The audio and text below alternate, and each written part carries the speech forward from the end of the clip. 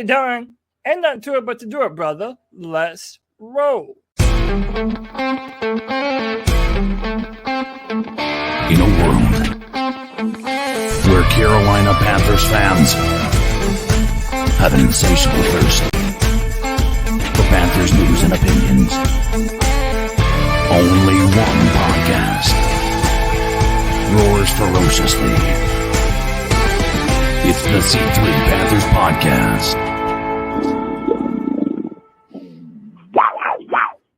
Hop in the car, Panther fans. We're riding to what may not be known as Bank of America forever. Yes, that's right. Bank of America Stadium could be named something else. Who knows? It's the C3 Panthers Podcast, and you know we're not changing that name. We're not changing the time. We're not changing the date. It's 9 p.m. It's Tuesday night, where we chop up the latest Panthers news and opinions from the fan perspective. My name is Tony Dunn. We've got a great show for you tonight. We're going to be looking at the draft picks. We've got Bryce, baby. Boy, the Bryce is right. We've got, we hit the Mingo for bingo. Mingo. It's Mingolicious. Man, he's been making touchdowns delicious since 2023. And we'll be looking at all the 2023 Panthers draft picks, as well as looking at, we've got Gene Thomas from Buck What You Heard coming on to give us a little overview of what the Bucks did in their free agency. The cat calls at 252-228-5098. I know there's a lot in the hole already. People got a lot to say, and I can't wait to hear what they got to say with my wheelman, my co-host, Cody Lashney. Nice to see you again, my friend. Tony Dunn, we know who the number one pick is. It's the quarterback from Alabama, Bryce Young. If you think he's too small, you better get over it, man. It's time to get aboard the bandwagon. Everything is looking up for the Carolina Panthers, man. As you mentioned, stadium rights. We're gonna do a bit of a deep dive into all of the draft picks made by the Carolina Panthers, and do a bit of a recap and see what kind of players that we picked up in this year's draft. We have a fantastic guest, as you already said, and we're gonna talk about some fifth-year options, some being picked up, some not being picked up. But Tony, first and foremost, you know we're going to do this with the best damn Panther fans in all of YouTube, baby. You already know them and love them. It's Adam Sanders, Drew, Blind Panther Vlogs. What's up, Joey? C3 Anthony Picarello, C3 D's Ill Skills, Craig Cartner, Dying Breed, Harvey London, Joshua Hall, Kristen Delane. What's up, Kristen? Lawrence Trevette, Lynn Leon Hart, Nathan Sebens, Off Grid, Panthers 1981, Smells Like Blue, Squad Down Productions, The Real AP, Twan Don versus Everybody, White Chocolate Espresso, and that boy Underground West. And last but not least, C3 co-founder, that freaking Puerto Rican, Joe Riolano in the building. What's up, Joe? You know we love you, baby. And Tony Dunn, as I'm known to say, ain't nothing to it but to do it, brother. Let's roll. Jojo, man, brother, love you. Glad to see you around. Twan Don put out a video of top 10 Panthers podcasters out there, and somehow Cody's Friday free-for-all comes in ahead of the C3 Panthers podcast. But then Pickle come in there and said, what the fuck, man? Dude, that C3 to love, man. Pickle represents, man. And CK represents. He got the baby in the house. Lynn wants to know if you're getting any sleep. CK, why are you even here, my man? Thanks for being here. We love you. But, boy, you got a lot going on. Yeah. She didn't want to sleep in the swing, so we might just have a permanent guest for the rest of the night, as long as she doesn't get too rowdy right here. I'm sleeping decently. My wife is the one that's really going to be in trouble. She's got the early phase. With that, she's got a sinus infection. On top of she's breastfeeding, so it's like it's every few hours she's having to be up and whatnot. So if you're gonna feel bad for anybody, I feel bad for my wife, but it's hard to feel bad when you have a cute little thing like this. You know what I mean? No doubt. Lucky, very fortunate. And speaking of breastfeeding, Greg, I tuned into the Geeks Chasing Squirrels through the Multiverse podcast last week. Somehow the boobs interview got broadcasted on our channel. Yeah, I saw that. Yes, sorry about that. Wild, which is Yeah. fine. And I took everything in my might to resist some comments in the comments of the YouTube chat. And when it was like, got big things going on, big boobs going on, the interview, poor girl was having some struggles. She was struggling on the technology. She got flustered. She got flustered in this. And I also almost messaged you and said the only thing that's going to save this interview is seeing her boobs. The best part was when she called in on the phone. Yeah. Had the camera on, but then put the phone to her ear. Like she was that was great. Yeah. Greg, welcome back to the C3 Panthers podcast. What's up, man? Tony, the best thing about the position that we're in, the draft being over, is now instead of talking about are we going to get it right, it's did we get it right? It's so funny because it's the exact same conversation, just changing one word in the sentence. Oh, I know. I thought it was going to be totally different, but it's the exact same conversation, just slightly different. So I'm not insanely thrilled with any draft pick that we had this year. I'm happy with them. I'm okay. Like we're gonna break them down because none of the guys that we picked were anybody that I had picked in any mock draft that I did at all by any means. But I'm happy with what we got. I'm gonna deal with what we got, and I think we have a decent team moving forward. I just hope that everybody works out the way we're planning on them working out. Greg, speaking of that, when we got through, I guess it was kind of just in the draft week, I was just kind of exhausted by the discussion. This is how I get every year. And I know we're hyper focused on this, right? I mean, we write about it, we talk about it, we do multiple podcasts about it. So we have, sometimes I forget that too, that not everyone who listens to the show is listening to everything that we're listening to. You know what I'm saying? And sometimes I think like, oh, why are we talking about this? This feels so dated to me. And people are kind of just, getting their bearings in a different way. I get this draft fatigue, and I got the quarterback fatigue towards the end. We continue to just debate the same crap over and over and over. And like you said, we got the guy now. I woke up, it's probably yesterday, maybe, and I had another new anxiety, and it was just like, man, can we just get to the damn games? Right. Like, I just want to see them play now, because all we're going to debate now for the next whatever is like every pass that's dropped in training camp or mini camp and whatever. So anyway, good things happening. Great problems to have. The Carolina Panthers selected number 1 overall, and they got their quarterback in Bryce Young to chart their course to. That is our North Star that we can hopefully chart our course to success with. We've got Jonathan Mingo and some other guys to talk about. The number's 252-228-5098. We want to get your thoughts on the draft. Jump into the comment section. Let us know what you think. Smash the thumbs up button. Go to CarolinaCatChronicles.com and go to the shop tab. You can check out, look, one of the first shirt we ever ran, right? The voice of Panther Nation, CarolinaCatChronicles.com. You can get gear like this there. Help support the show. Maybe even consider being a C3 super fan. But your participation, your presence, your time is the greatest thing you can contribute. Cody, lastly, let's go ahead and rock into tonight's show. It almost feels like, again, fatigue for me a little bit. It's like all we've been doing is talking about, now we got our players. This is the moment I was ready for. Look, even the little baby is ready for this. Yes, We've got our guys. Bryce Young's the number 1. Bryce Young Era Begins. I heard today on the radio, Mike Glennon, former NC State quarterback who played with the Tampa Bay Buccaneers and then went mentored. He was there when they drafted Jameis Winston, then he was in Chicago when they got Mitch Trubisky, and they asked him what Bryce Young should expect. And he said this: everything in OTAs, rookie mini camps, will be about Bryce Young. Like the whole world will now gravitate around this young man right here. The number nine guy right here, Matt Corral, coughed it up.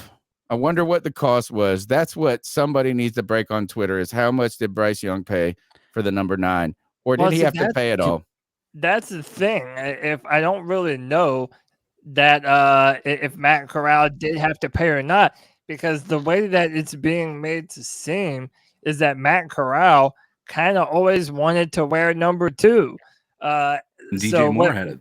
Yeah. So one, shout out to the people that make these edits, man. These are just absolutely insane. Look how good this is, man. Yeah. Just as cool as can be. But from what I heard and what is being reported, yeah, Matt Corral had previously requested to go back to number 2. So I don't even know if he made Bryce write him a check. I kind of think Matt maybe just did the good guy thing and handed over that number 9 and went to 2. Again, I don't really know how it works. I don't know if you have to pay the guy for the number that he's already wearing or not, but Bryce Young is indeed wearing number 9 for the Carolina Panthers. And I titled the show tonight, Welcome to the Bryce Young Era. You better remember this, man, because this is going to be a start of an entirely new era in Panthers football, from the coaching staff to the front office to the players on the football field. You know, we're going to look back at these times in about 10 years and be like, man, we have come a long way since drafting Bryce Young number 1. So he is our number 1 overall pick. The Panthers put out young one. And just for a little bit of size comparison between him and our very own Brian Burns, there's a bit of a difference. But hey, wait until you see them both in pads. You're like, yeah. Bryce Young will look bigger in pads. So will Brian Burns. Yeah. Hey, can I mention? Go ahead, yeah. Greg. Well, I just want to mention something real quick. You know, we'd mentioned at the beginning of this how Bryce Young's going to be like the talk of the town around the NFL for the offseason and everything. I don't think so. I really don't. Like, as soon as the draft happened, I'm ready to start listening to all these podcasts to talk about the draft and all this and that. Every single podcast I listen to just totally skipped over Bryce Young. As a matter of fact, Around the NFL podcast, which is sponsored by the NFL, started at number 2, breaking down all the draft picks. Because everybody was just so sure Bryce Young was going to go number 1. So my thing is, if he's supposed to be so great, why is nobody talking about him? I think that's a Panther thing, Greg. I think it's not even a Bryce Young thing as much as it just everyone perpetually sleeps on the Carolina Panthers because we're an afterthought. Yeah. And no one is going to mention the Panthers or take us seriously until we start putting some W's on the football field, and not a moment sooner. We even went down in power rankings after drafting the number 1 quarterback on the board. Dude. It's so dumb. So you're telling me we got worse drafting Bryce Young? That doesn't make any sense to me at all. Like, it doesn't make any sense. Does that tell us, I mean, certainly we believe it's part Panther thing, but one is a media thing, and not just with the Panthers. Is Bryce Young sexy? As in discussion sexy, you know, it's like he's just, you know, is like is not the, I don't know, are the big highlights there, or is it just like he's just so complete, you know, that it's just kind of hard to capture his greatness in a soundbite. There's also polarizing, right? There's a difference between someone being good and being polarizing. Mm-hmm. Cam Newton had this effect. Donald Trump has this effect. Barack Obama. I always compared Cam Newton to Barack Obama, and people were like, what the hell are you talking about? Like, look, you either love Barack Obama like I do, or you hate him. Like, there's very little middle ground for people like Cam Newton, Donald Trump, Barack Obama. And I think Bryce Young has a lot of middle ground. You know, I don't think it's like a person goes, oh, I love him so much. I got to defend him against all the people. Like, nobody really dislikes him. So how can you? It's just like a decent dessert. But the problem is that's what everybody was doing to speak him into the number 1 position was talk about how great he was and that he's head and shoulders above everybody else. And then just like he gets drafted number 1, it's like, okay, he's the number 1 guy. Let's go on. Yeah, I do find that ironic, Greg. But to me, that's not an indictment on Bryce. To me, it's just it's 100% what people think about the Carolina Panthers. And by the way, like, you know, I've made this point before.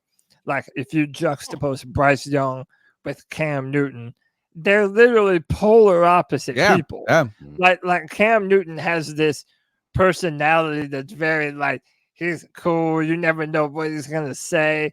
there's like this air about him. But Bryce Young, he's very soft spoken, guys, and he wishes everybody well. And He I'm wears gonna go out Crocs, there- probably. I'm gonna He go probably out wears there and- Crocs. I'm gonna go out there and do my best, boys.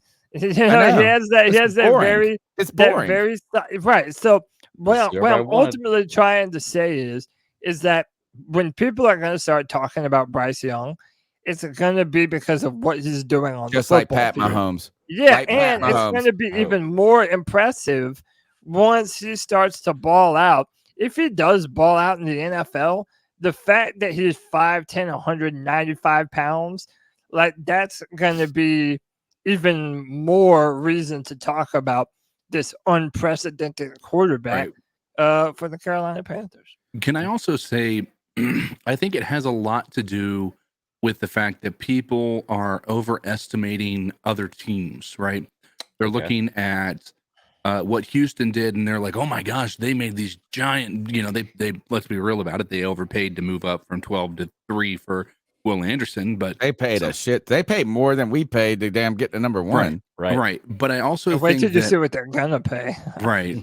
Well, I think that it goes a long way when you look at the fact that our wide receiver core are a bunch of right now from the media's perspective are a bunch of number twos, right?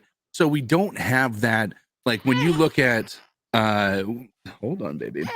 When you look at other teams that have, you know, their number one wide receiver and their running back, you know, example Atlanta.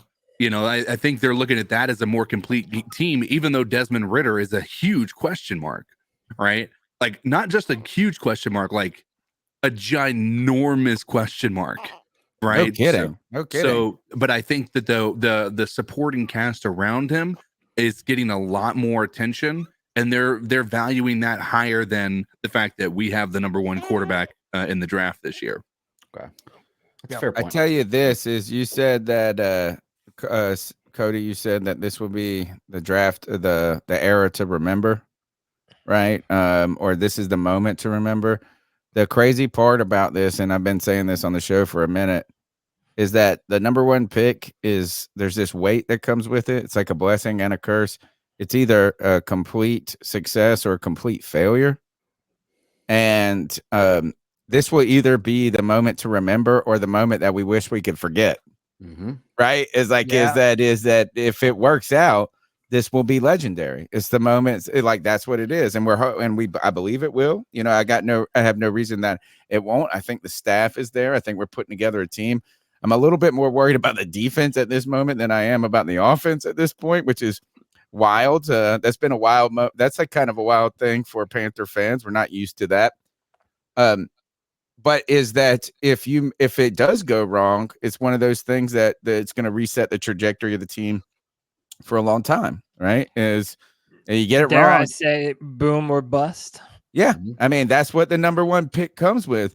If you're just pretty good, if he turns out to be a pretty good quarterback in the NFL, it will be a bust, right? I mean, just ask the Rams and Jared Goff. He even got Agreed. they went to a Super Bowl and they traded him away. Yeah.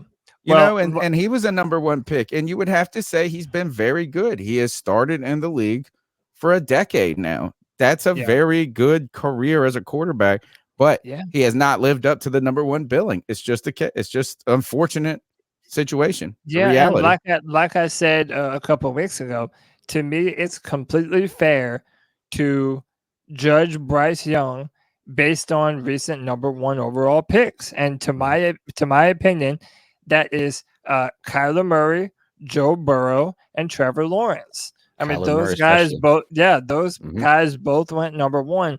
And I think if you look at the relative amount of success they've had, Kyler Murray's been to a Pro Bowl. I don't think he's lived up to it. Honestly, I don't would think say so. is No, I that don't he think has so not either. been what if Bryce He Young did make turns a out Pro to have. Bowl. Yeah, but you know what? The Pro Bowl is a popularity Yeah, contest. really at nothing the time, anyway a now. stat Yeah. contest sometimes. Who else But if- got it? I agree. Didn't Tyler Huntley made the Pro Bowl too? Yeah. Technically, yeah. I mean, come on. Because people don't want to go to the Pro No, Bowl. no doubt. I just added him in there because the size Yeah, comparison. and but, he's I a mean, number one. He's a number one. He's a number one His pick. comp for and, me is definitely Murray. Yeah. and Joe Burrow and Trevor Lawrence. And if you look at how those two teams, like the fan bases of the Bengals and the Jaguars, shout out to cat teams, by the way, they, that both of those fan bases are reinvigorated just by the very nature of having those two dudes, Trevor Lawrence and Joe Burrow. So he has to have that same effect on both of us. And Tony, it's written into C3 legend at this point. The day when you were on my porch getting ready to go to the game, and we said, "Hey, man," we were playing somebody good that day too. The Rams, I think. Yeah, the Rams. And I'm like, Tony, how are you feeling? And you said, as long as we have Cam Newton out there, I feel like we have a chance. Mhm. Well, we need to feel the same thing from Bryce Young. We need to feel like as long as he is out there on the field, we will have a chance. Last point about Bryce Young and the quarterbacks for me is we've talked ad nauseum on this podcast about the importance of a quarterback. How many people have debated the ability to build a winning team without a franchise quarterback when Cody was ready to trade everybody for Trevor Lawrence? And they'd say, oh, we can do this. But you know what? I've been thinking about this, is that, yes, you can give us some examples of teams that have found success without a quarterback. You can even give us some crazy examples of teams that have won Super Bowls without quarterbacks. But you cannot give me, to my knowledge, a team that has had sustained success without a quarterback.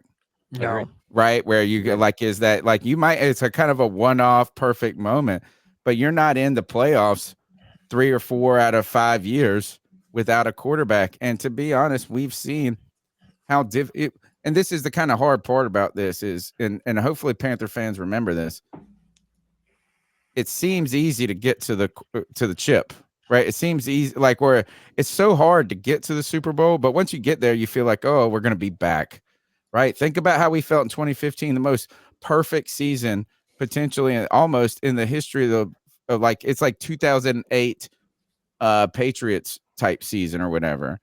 And those moments turned out to be more fleeting than you think, so it's not like a guarantee, so just getting to the Super Bowl is difficult enough. Winning one is remarkably tough to do, but to be consistently good requires a guy on the other side, a quarterback. You have to have a quarterback. Name a team that's had continued success without a quarterback. I can't think of one. I mean, our guy JD, who has proudly put that last name of Young back in his title. Shout out to JD. He said the 49ers, maybe. I mean, they've kind of been through the ups and downs with the quarterbacks. But, Tony, I'm not even going to argue with you, man, because you're not wrong. If you do not have consistent high-level play at the quarterback position, you're dead on arrival. I mean, you might be a hard to be team. consistently good. Yeah, you may be a one-off team one year, but sustained success is never going to come to you unless you have that dude. And another thing to add to this conversation, Tony, it definitely works out that the Panthers are in the NFC. Because let's be right real. now. Yeah, the quarterbacks in the NFC, and I'm not even just talking about the NFC South. I mean, that's a whole nother thing. But just in the NFC in general, like Dak Prescott, Jalen Hurts, there's not a bunch of big names like those two I just mentioned are probably the two biggest out of all next of year though. it's next just year. It depends on who ends up picking number 1 and number 2 for Caleb Williams and Drake May. But it's gonna be an NFC team. Yeah, my only point is that the quarterback competition in the NFC is not very good right now. Right. So we're in the a NFC situation. arguably is not very good. No, in general. We're in a perfect situation for To Bryce get good Young. at the right time. Yeah, for Bryce Young being able to hit the ground running For a year or two. Well, I mean, we'll have to see, man. We don't know. And part of the reason why he would be able to is going to be because of this man, Jonathan Mingo, wide receiver out of Ole Miss, drafted number 39 to the Carolina Panthers. This man is a physical monster. He is He is 6 foot 2 inches tall, 225 pounds. He broke the Ole Miss record for yards in a game with 247. He has great size, hands, physicality, burst, great route running, and the yards after the catch are really what has people drawn to him. And if you look at the RAS numbers right here, his relative athletic score, I mean, It's he insane. is a It's insane. producer, man. Yeah. He is a producer. This is my He favorite is a pick. physical monster. I'm all mean- in Mingo. I'm buying this jersey. This is the jersey I'm buying. Everybody went and got the Bryce Young jersey. Yeah. I What's his Mingo. number? Is he going to be Mingo 50? Lynch. That's Chenault's number. No, Chanel's back to 5. Okay. That's what Yeah, I was wondering when I Chenault- saw that. Okay. So, Yeah, I have so a- did I he have pay a- for that? I don't know. That's the thing. I don't Yeah. know who paid for what. I don't know the rules on all that. I have a list of all the new numbers, and we'll jump in on them later. But yeah, Tony, talk about this pick while I pull up some Senior Bowl clips of Jonathan Mingo in action. All right, so the Carolina Panthers drafted Jonathan Mingo at 39. You know, he was not the talk of the town when it came to draft scouts. I think he was ranked number 12 out of receivers, and Dane Brugler's the beast on The Athletic. Somebody that turned me on to him was T-Money 1993. Check out T-Money 1993 Gaming.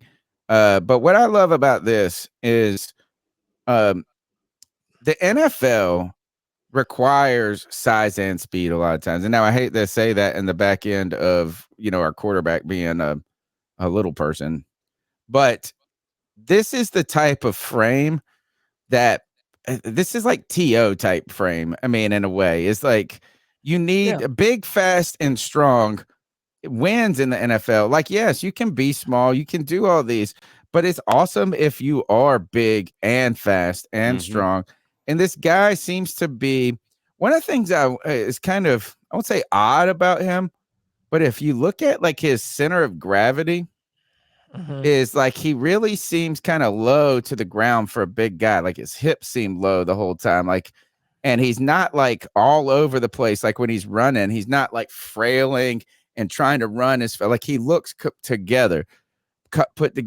So I see this as the type of player that wins the comp for him in the NFL is AJ Brown. And you know what is that if he's as good as AJ Brown, look at how much of a difference that made for Philadelphia. Now, I brought this up to a guy at work today who is a Panthers fan. I only see him twice a week. So, you know, the last time I saw him was the morning of the draft. And he said, this is our new DJ Moore. And I don't like that comparison.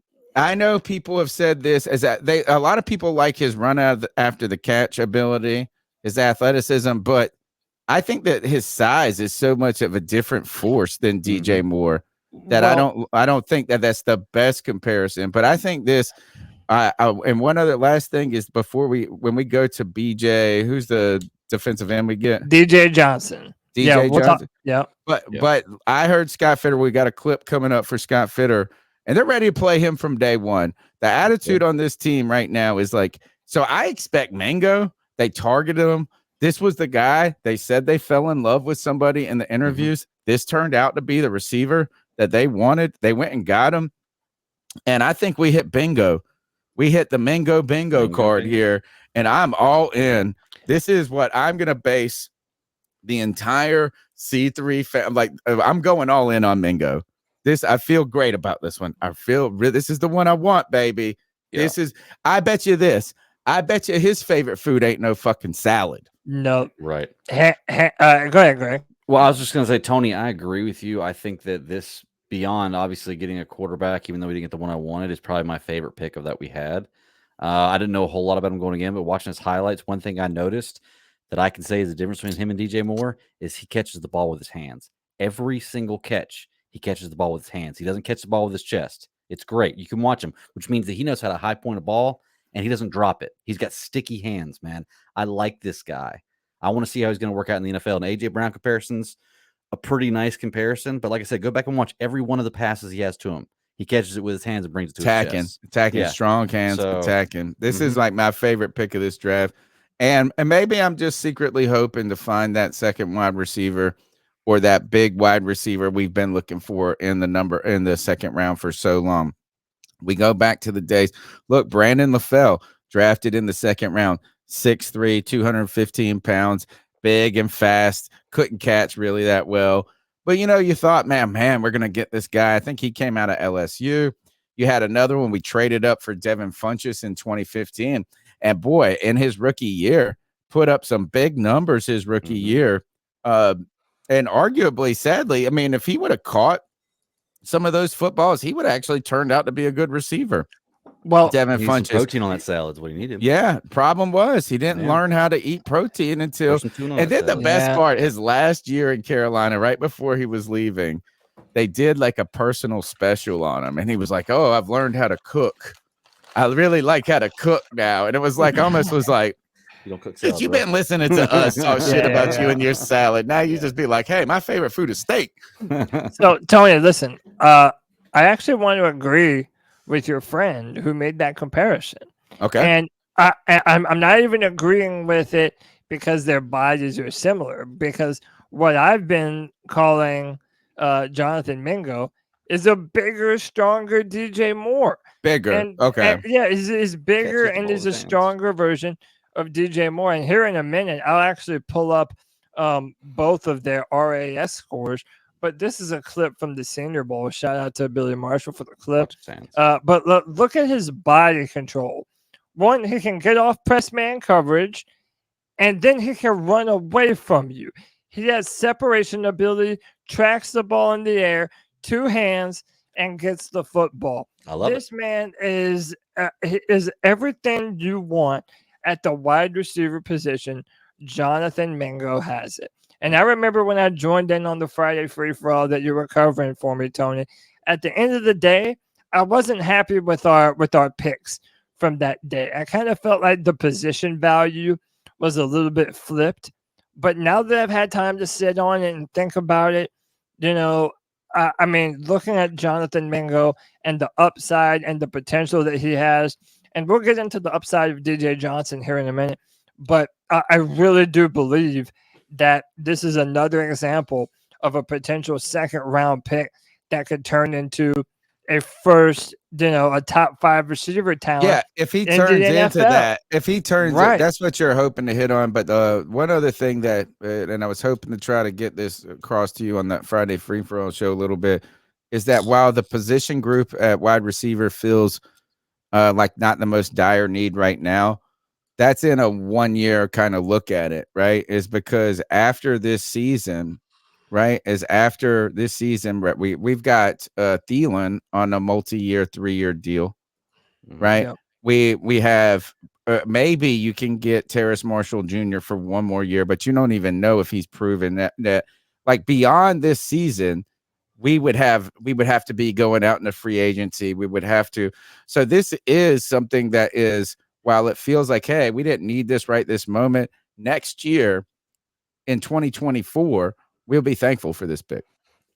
Oh yeah, sorry. And look, they're gonna get better with time, and a lot of people compare him to Brown. And again, I like that comparison. It's kind of he looks a little thicker to me than Brown. Like he doesn't look as I think Antonio Brown and Odell Beckham. I think Odell Beckham Jr. and Antonio Brown have more in common than these two guys than Mingo has with Antonio Brown. Okay. Yeah, I mean, you're projecting that upside and that potential of what they're going to be able to do. And like I said, I really love the physicality. And now if you look at our receiving core, we have 3 receivers now that are at least 6'2" and above and can run a sub 4.5. Like, so we got really tall receivers and early. Yeah, and that's perfect. Our short quarterback has a bunch of skyscrapers to be able to throw the ball to. But CK, Greg, any other words on Jonathan Mingo before we? Yeah, go ahead. Yeah, I mean, I have one. I mean, it's the way that I look at this is it's similar, and this is the hope, right? The Minnesota Vikings traded Stephon Diggs, right? and we went to the Bills, and then they ended up picking up Justin Jefferson that year, right? It was a great move for Stephon Diggs. It was an even better move for the Minnesota Vikings. Yeah, who also went out and got a receiver this year too. Yes. Right. So watch for him in fantasy. So. Yeah. So I mean, the reason I bring that up is when you look at these guys and you see that, you know, that DJ Moore is probably going to be in a better situation in Chicago, but Mingo might have the best situation that, you know, of many of these receivers are going to have. You know, he is going to have a potential to be the number one guy, right? You know, you talk about, you know, Smith and Jigba, is that what his name is? Who went to Seattle. He's going to have to play behind 2 number 1 wide receivers in Tyler Lockett and DK Metcalf. Yeah. You know? Tell him, Raylan. I think we should trade for for either Tyler Lockett or DJ Metcalf. That's a good trade target right there for Carolina. Could you imagine one of them coming in here on the side if you want to build up your wide receiver core? Yeah, I think we wait a Maybe year not this on year, that. yeah. Don't forget the numbers 252-228-5098. That's 252-228-5098. Cody, we've got Gene Thomas coming in just a few minutes to talk about the Bucs draft. How about we take a couple of calls before we get to our next draft pick? Let's do it. What do you think about that? The cat calls. Jump in. Tell us what you think about this. Are you did we hit the bingo card? Bingo for Mingo. And look, we need t-shirt ideas for Mingo. That's what I want. Ooh, flamingo. No, not yet. I'm hearing a lot of no. I'm hearing a lot of Mingo bingo in the chat. I'm making a bingo I like card Mingo-licious, making delicious touchdowns since 2023. I like that one. That's what I've been working on. Here's the idea, and this is maybe something that we can move forward with just with our you know, our members or whatever.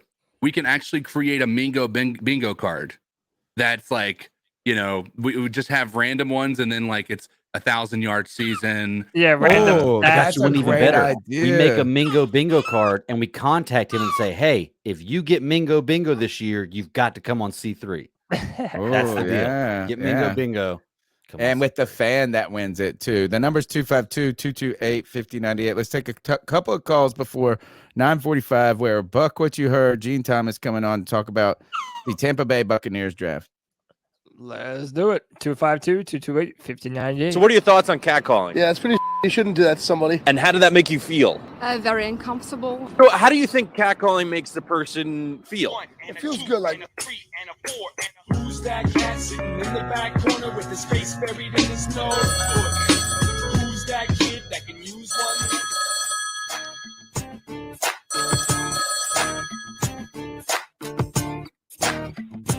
Panther fans, Bryce up, son.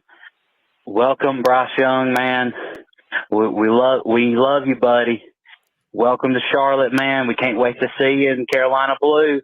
I can't wait to see you, man. September can't hurry up. Panther fans, man, let's support this guy. Let's wrap our arms around him and love him, man. I can't wait to see Bryce Young in black and blue, man. Keep pounding. M-I-N-G-O, M-I-N-G-O, M-I-N-G-O. And Mingo was his name. Oh, the chat always wins. Lynn says that the shirt's too long.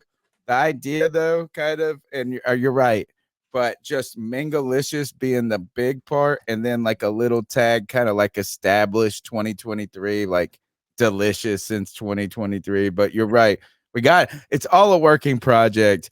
The Mingo one is tough. I wanted to do Mingo Unchained, and it was like, wait a second. Kind of cool. That's kind I of know, cool. but it goes too. I know. The like in Australia they say a dingo ate my baby. I think that's what I think. A Mingo ate my baby. Or a Mingo ate my corner. Yeah, exactly. Like that. We can't do Mandingo. We can't do Mingo because if you go back to the movie Mandingo, it's like an awful like not good. So like anything that comes to mind with Mingo also has a negative connotation. So we got bingo, Mingo, M-I-N-G-O. Maybe that's what it is. You definitely have to do the bingo cards. Yeah, I love it. The Mingo card. It's the Mingo card. All right, let's take another call real quick. What's happening, C3? This is Hemlock. I was just reading that our Don't drink it. undrafted free agents that we picked up. What up, Hemlock? And did we not get the coolest named person ever in the history of football? Inside linebacker, Bumper Pool from Arkansas. We have to start him day one. You cannot go wrong with Bumper Pool. Do you guys remember Bumper Anyways, Pool? I do. Keep pounding. I have not. Have a great one. I have not seen a Bumper Pool table in a decade at least, more than that. Go to an Airbnb in the mountains. They're in all of them. They have the little. It's like they're in all of them. It's like playing. What would it be like? It's like pool mixed with the last hole of putt with a like the disappearing ball at the putt place, where you have to hit it between these little bumpers. Gosh, it was so hard. Bumper Pool. How is that someone's name? Literally, is that real? The number's 25. Colt Naylor on your football team, and yeah. Well, actually, now he's with Seattle Seahawks. Now he signed undrafted free agent. I don't know why you think that name is so wild. I think it sounds awesome. I don't know. Maybe it's Naylor. I don't know. All right, I would name my kid Willie. I'm just saying. I got you. One last call before Gene Thomas from Buck What You Heard comes on the show. Thanks for your support. Smash the thumbs up button. Be a part of the conversation. What's up, C3? It's from Charlotte. Hey, yeah, so happy the draft's over. It's May now. Only 3 more months until NFL games start. So it's awesome. So happy we drafted Bryce Young. So happy here. Yeah, really excited about that. I mean, he's coming into a great situation for a number 1 pick. This usually does not happen at all, and it's the main reason why number 1 picks, it takes them about like 2 to 3, 4 years to make the playoffs and get it going, because you usually built up. But the unique thing is about our Panthers just haven't had the quarterback, over the past 5 seasons. So it's awesome that we have someone to put all our eggs in one basket in and get behind this guy. But I do want to talk quickly about any leftover off-season moves. First off, there's a couple picks that I'm skeptical about from the draft. I like Bryce Young, obviously. Chandler Zavala, I thought was a great pick. I think he's going to be great for us. He's a big guy, and it's great that they're advocating for making our offensive line good. I like the Jonathan Mingo pick. I think his ceiling is AJ Brown, which is awesome. Building for the future with that one. They're trying to develop a young wide receiver on a rookie contract, which is the smart thing to do. And, the Jamie Robinson pick I like, but I think we have a lot of safeties and hard hitters already, but that's fine. He's a depth piece. He can turn into a starter if he shows out. The only pick I really didn't like is DJ Johnson. I think we reached for him. Cody knows this, but yeah, I just think we reached for that pick.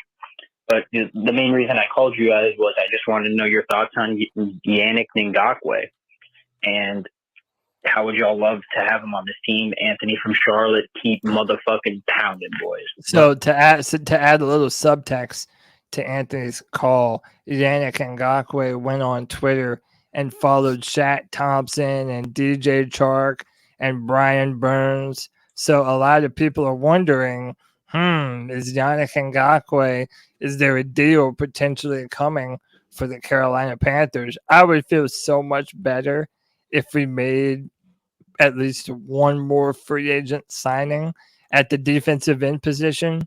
I was a little bit partial to Leonard Floyd just because I felt like he was a little bit better in run defense than Ngakoue when I looked up some of the numbers and listened to what people would say. But overall, that would be fantastic for the Panthers if we were able to do something like that. Hard to see it in this view right here. White Chocolate Espresso, my bastard son, sent me. He said, "You think bumper pool is cool? Check out Kool-Aid McKinistry. That chemistry is Kool-Aid busting through the wall. We can't wait for that." Thanks for your calls. We're going to get back to your calls. The number's 252-228-5098. But now it's time to bring in our guest. Man, we are almost on time, guys. We've been rocking and rolling, and it's rare that we keep on a pace like this, but we do it because my main man, Gene Thomas, with the best podcast name in the history of the world. Buck, what you heard in the house. Look at you. You're looking good. Are you feeling good after the 2023 draft? Gene. Hey, what's going on, fellas? Shout out to the fans. I love the fans. I got quite a few people that, that watch the show that follow me, and I really appreciate that. It remains to be seen. I like the moves that they made. They addressed both sides of the trenches, which to me is very important, in keeping the team competitive. So the Bucks suffered some serious injuries. You're losing Shaq Barrett, catastrophic injury, and Levante David wasn't 100% all season. So getting some depth in certain positions was definitely needed. All right, so let's like right now, I guess. What is the feeling? I guess. Look, as you guys went all in, you got your Super Bowl. It's been a question on this show that I've posed to people that's been very difficult for them to answer, I guess, and that is: would you rather have maybe 10 years of continued playoff success but not have a Super Bowl, or would you rather walk through the desert for 10 years and have a Super Bowl at the end? That's what you guys have done. You walked through the desert for 20 years, in a sense. You found the promised land with Tom Brady. But right now, it seems like a rebuilding, not seems like it is a rebuilding time, unless you think Baker Mayfield's going to keep you in it, which I don't think anybody's doing that. So how did this draft contribute to that rebuilding point, or do I have it wrong from the outside looking in? The roles have reversed, Gene. Well, to be honest, the way I'm seeing it, the Bucks still think they can win. New head coach, or not new, but second year. This will be his second year with Todd Bowles. They've gotten rid of your offensive coordinator in Byron Leftwich and replace him. And it's so much is up in the air. So much is just unknown that right now I don't want to sound like a cop out, but I can tell you about the draft picks. But as far as how everything else is going, you've got Mike Evans coming back. You've got Chris Godwin. You've got a lot of your regulars, Kate Otten, and some of your tight ends are coming back. You've got Ryan Jensen coming back off of injury. Leonard Fournette is gone. Donovan Smith, they've kind of moved on from him. So you've got some new pieces in there, and it's just remains to be seen how all this is going to all fit together. Yeah. So first, before I ask any questions of you, Gene, the chat is loving that shirt. They love it. That you're wearing. Is that Mike Florio? Yeah, you better believe it is. Yeah, that's Mike Florio. What? Yeah, it is. From how old is he there? It looks young. It looks different. No, I actually Super Bowl is in Arizona. I actually wore this over to where NBC was filming at, and I know somebody had to have seen it. I hate that guy. Mike Florio, the lawyer. Man, did you get that custom made, or did you just stumble across it? A friend of mine knows how much I dislike him, and he sent me one. That's that's a good friend. That's a good friend. Because he knew I'd wear it in public. So yeah. Oh, it's great. It's great. So Gene, listen, great having you back on the show, man. And I, just joking around, I said we have reversed roles, man. It feels like a little while ago we were talking about, hey, maybe maybe Baker Mayfield could make the Panthers a contender in the NFC South and be that surprise team. Well, now I'm going to pitch that question back to you. I feel like you know how we felt about Baker Mayfield. I want to know what you think. Do you feel like Baker is in a good position to succeed, Or is it only a matter of time until Kyle Trask is under center? There's still a lot of time left before the regular season. You never know. That I know the Bucs are still looking at the quarterback. So there's a lot of things that are still out there, and these are Panther leftovers. You talk about Teddy Bridgewater, and we've got Baker Mayfield here, and so these are guys that the Bucs are looking at to lead this team come day one. I just full don't. off season though. Full off season's got to help him a little bit rather than absolutely. They got into Carolina just like he got off the plane and had to play basically. Yeah. So again, it's I'm hoping that the offensive coordinator can play to his strengths. I just find Baker Mayfield to be very emotional, and if somebody in the media says something or somebody says something and rubs in the wrong way, he'll go out and play good one week, and then the next week, so, and then he's inconsistent, and you just can't. That's just the way his NFL career has been going, I guess is what I want to say. Tell us about your draft. Tell us what you got in the draft and what you think about it overall. Oh, the draft. I'm pretty happy with it. Kalijah Cansey, defensive tackle out of Pittsburgh.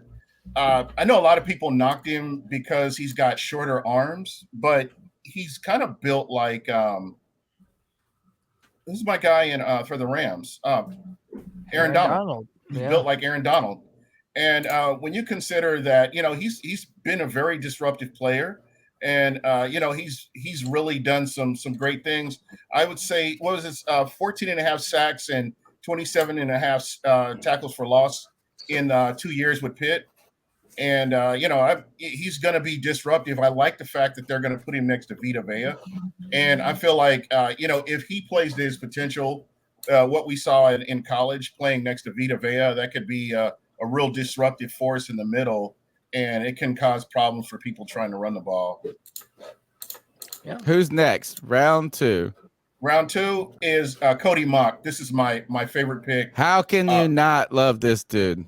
I think I finally found a player on the Bucs that I like. He looks like a Pixar character. The fact that he's missing front teeth, I was like automatically, let's get this guy and go fishing. We'll go out there and go fishing or smoke meth together. We'll cook a brisket or something together. This guy is what an offensive lineman looks like to me. I mean, him and Ryan Jensen, I can just, if he gets his teeth fixed, I'm gonna be disappointed. He's not gonna get them fixed. He did an interview and he talked about that. And why does he not have teeth? He likes it. What, he took him out? He stopped, how did he lose him? He lost him in the 7th grade in a basketball game. And then when he got to college, he just stopped wearing them. He stopped using the veneers that he had in there. Like the bridge or whatever. Yeah. That's crazy. That's kind of like Michael Strahan's gap teeth. How it's like a personality trait at this point. But I will tell you this is you don't want your offensive lineman to be pretty. Yeah. What I've learned about Tony though is he tends to have a type. It's white guys that look like they're from the Bible Belt in the 1980s. Like between him and Gardner like Joe Dirt. I love Joe Dirt and Cam Newton. It's French. And Kid Rock. And Kid Rock. Yeah, and the one thing, Jason Light's done really well with kids from small market teams, small college teams. And I mean, you look back at Ali Marpet, and there have been some other offensive linemen that the Bucs have had, and North Dakota State. I mean, that just is right in Jason Light's wheelhouse right there. Yep. All right. So next up, this is a cool. Go ahead. Okay. No, you go ahead. No, I'm just saying, like, what out of all the players in this draft, is there one that stuck out to you that that you're really loving? Like right now, the Panthers drafted Yo Gabba, who was drafted in the 3rd round. Yeah, like the Panthers are loving Jonathan Mingo, the wide receiver that we drafted in the 2nd round. It's got to be Cody Mock. It's got to be. All right, this guy. He's a nasty player. I mean, he plays right up until the whistle, and I think the one knock on him was his pass blocking. but that's coachable. I mean, he's got all the physical tools to really, be great and, get in there and protect the quarterback. So I think this is like probably one of my favorite picks. I love the trenches. I think that's, if you guys remember going back in the day, the Bucks did not have anything on either side, on the offensive side or the defensive side of the ball. Yeah, So it's been a weakness, but you guys did get better momentarily. yeah. There. So when you've had players come through like your Hakeem Nicks and Ndamukong Suh has been in there. You've got Shaq Barrett. They drafted Joe Tryon-Shoyinka, who's slowly coming along. So they've made some moves to continue to improve on that line, and they're going to continue to attack that. Awful story broke today, or I think it was today that I read it first. Yeah, sure. Shaq Barrett's child drowned, which is so. I mean, the most horrific thing you can think of is not only do I have children, but I have a pool in my backyard. Thank God I didn't get it when my kids were young, but you have to. It's always occasionally we hear these wildly horrific and heartbreaking, heart-wrenching stories. So our hearts go out to him, even and the Bucks and his family. Even though we don't like the football team, we understand that these people are really people. And man, I can't imagine living that. It reminds me of a story of and I forget the guy's name. I wouldn't know it, but it's been so long. He used to play tight end for the Baltimore Ravens, and the poor guy had a big full-size truck, and the kid was behind him. And and it's just like you can't. And I have children, and it's like these things can happen to any single one of us. It's so terrible to hear. So hopefully, not hopefully, is that hope whatever is. I mean, gosh, I can't imagine living with that for the rest of my life. Yo Gabba Gabba next though. Yeah. What a name this guy's got. What's this guy's name? Yaya Diaby. Yaya Diaby. Now that's y'all's t-shirt. That's y'all's t-shirt genius right there.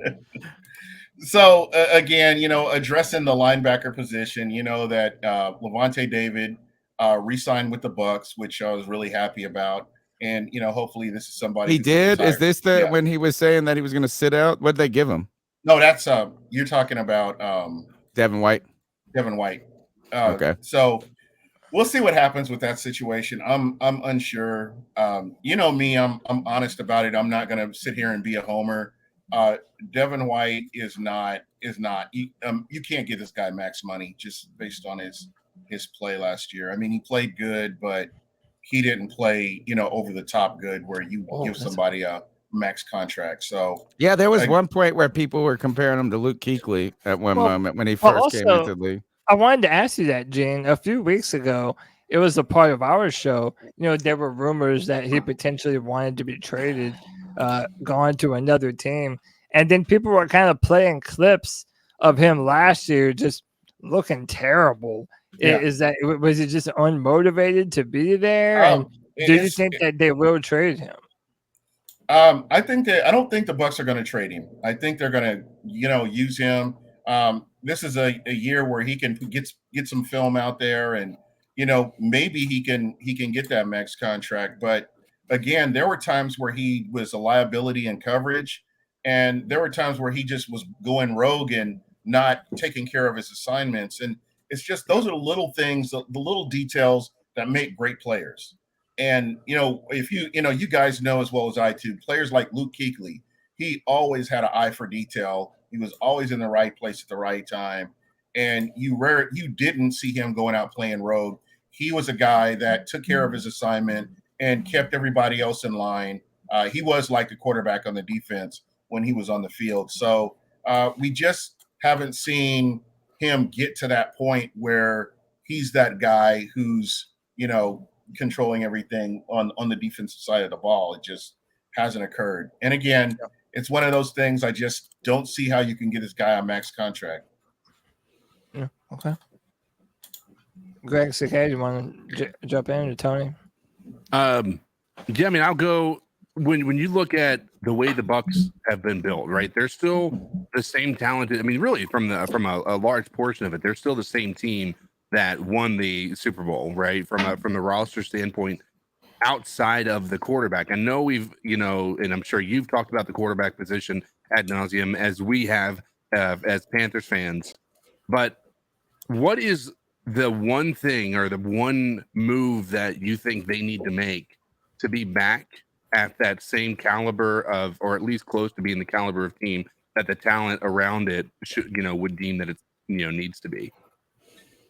Ooh, that's a tough one, because the jury's still out with me on the head coach. I'm gonna be honest. I love Todd Bowles as a defensive coordinator. I would never have a problem with him being a defensive coordinator, but he looks old and tired on the side. And it kind of reminds me of with Dirk Cutter a little bit, when Dirk Cutter was the head coach, went from offensive coordinator to head coach of the Bucks. And I'm just not 100% sure that this is the guy, because last year there was a game where the Bucks would have rather gone into overtime than taken a chance to go down and win the game. And that's coaching right there. And I was at that point, I really struggled to really be 100% move. Yeah, to be 100% behind this guy, because we're so used to Bruce Arians, risking it and whatever you needed to do, and now you have somebody who's playing conservative, early 2000s, mid 2000s football is what you're kind of seeing. So I hope he can turn this around and lean on his offensive coordinator and let these guys play to their strengths is what I'm really hoping for. But I can tell you for a fact that your head coach and your quarterback are the two of the biggest and most important pieces on the team. On I know that you have to factor in the rest of the team, but just going from Bruce Arians and Jameis Winston to Bruce Arians and Tom Brady, and you throw in some free agency pieces, and you've got a team that goes to the Super Bowl. And again, you have to have a quarterback that can come in and make good decisions, not just make plays with his legs, but be able to get the ball out as quickly as possible without putting a lot of stress on the offensive line as well. How are you feeling about the NFC South and the layout now going forward as we go in? Because, we get so locked into the way we see our own teams. We're in this. We've been in this wild excitement because we got a new coaching staff, offensive coaching staff, which we have never had. Now we got our quarterback, so we feel like the sky's the limit. We're like, we're gonna win the NFC South. That's how we go. It's definitely up for grabs. I think with the Saints brought in Derek Carr, which I'm not, whatever. And I just think that I look at the Saints and possibly Atlanta, competing for that NFC South title as well. Fantastic stuff. Gene, are you on StreamYard these days? Is that what you rock with? Yeah. Okay, so StreamYard has a rebroadcast to your own channel feature now, where if we did something here on our channel, you can push it to your channel and monetize it yourself and do something. I think this might be the feature that brings back Southbound and Down. We need to make it happen. A once a month maybe, or a bi-weekly show where we get that going on, and we could just talk shit to Atlanta Falcon fans and Saints fans together. You and I just team up together. I'm all for it, especially Atlanta. I'm all for it. I do not have a problem with that. So somehow they were the laughing stock on day one for drafting a running back. And then somehow the media has gone and said they have like an A+ draft or some shit after this. I'm like, hell? The Panthers and the Bucks have gotten the short end of the stick when it comes to these power rankings. It's absolutely hysterical. Did you see Dan Hanzu's power rankings there? I haven't seen them. They have the Bucks listed at 29th, and they have the Panthers at 25. They dropped us 7 spots after the draft. They moved. How do you go down after you get your quarterback? No, listen, this is even worse. They moved New Orleans up to 16 from down. They were at 28. They moved them up 12 spots because of Derek Carr. And I listen, I'm going to go through this rant, so bear with me. And then they had the Falcons listed ahead of all of us. They were listed at number 20. And I'm just sitting here thinking, all right, let's look at what we have in the. Let's just look at it from an objective position. The New Orleans Saints have no cap space. Derek Carr. That's right? always. Let's just talk about what they have. They have Derek Carr. They have Alvin Michael Kamara, Thomas. who might not Alvin even Kamara be there. Yep, he might do some time. Right. Which he really should. Time? So, he should do some time based on what we saw in that video. Time. Right? Really? Yes. I didn't see it. I need to go find the video. Yeah, I mean, it was clear that he did. Yeah, I mean, I don't know how he's going to have any defense at this, but anyway.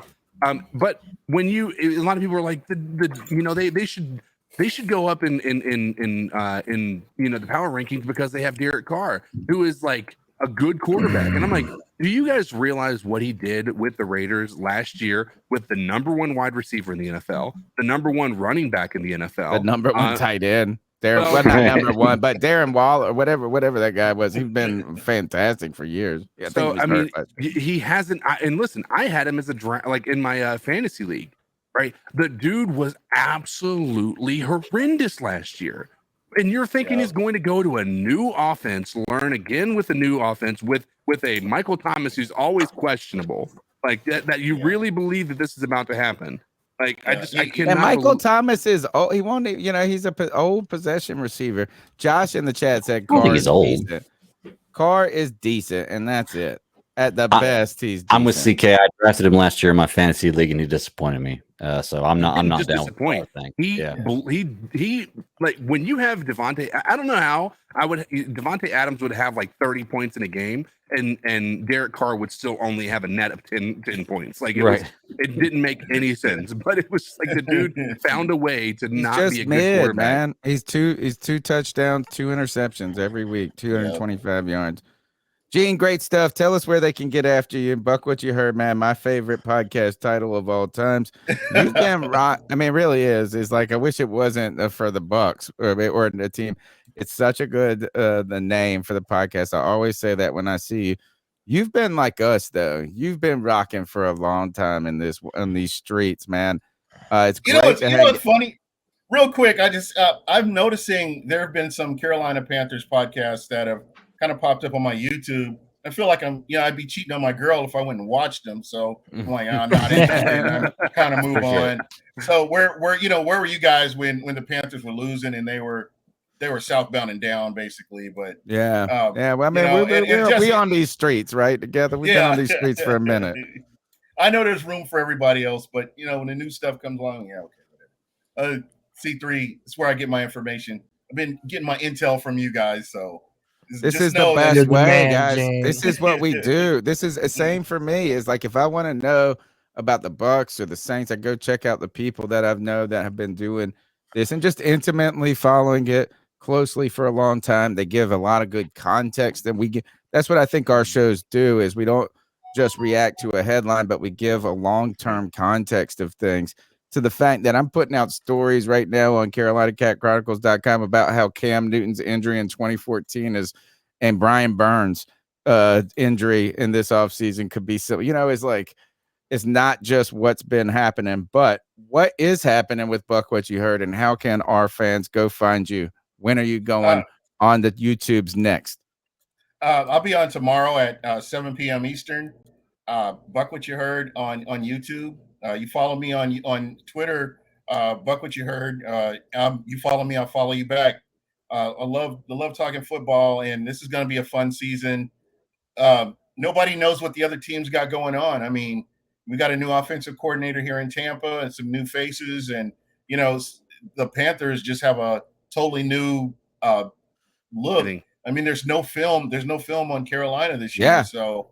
We might get back to normal, Gene, and that is that every year it's a different team at the top of the NFC South.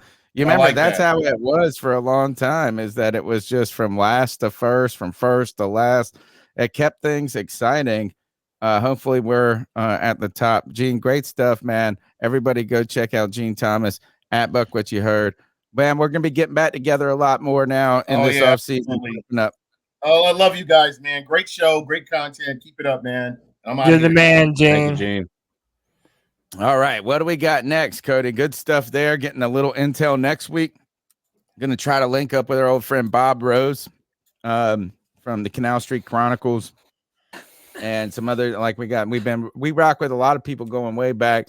It's time to, now that we've gotten the draft settled, it's time to look around into free agency. What have other teams done, and really get some intel about what the NFC in general is, and the NFC South, because yes, we feel like we're in a good position.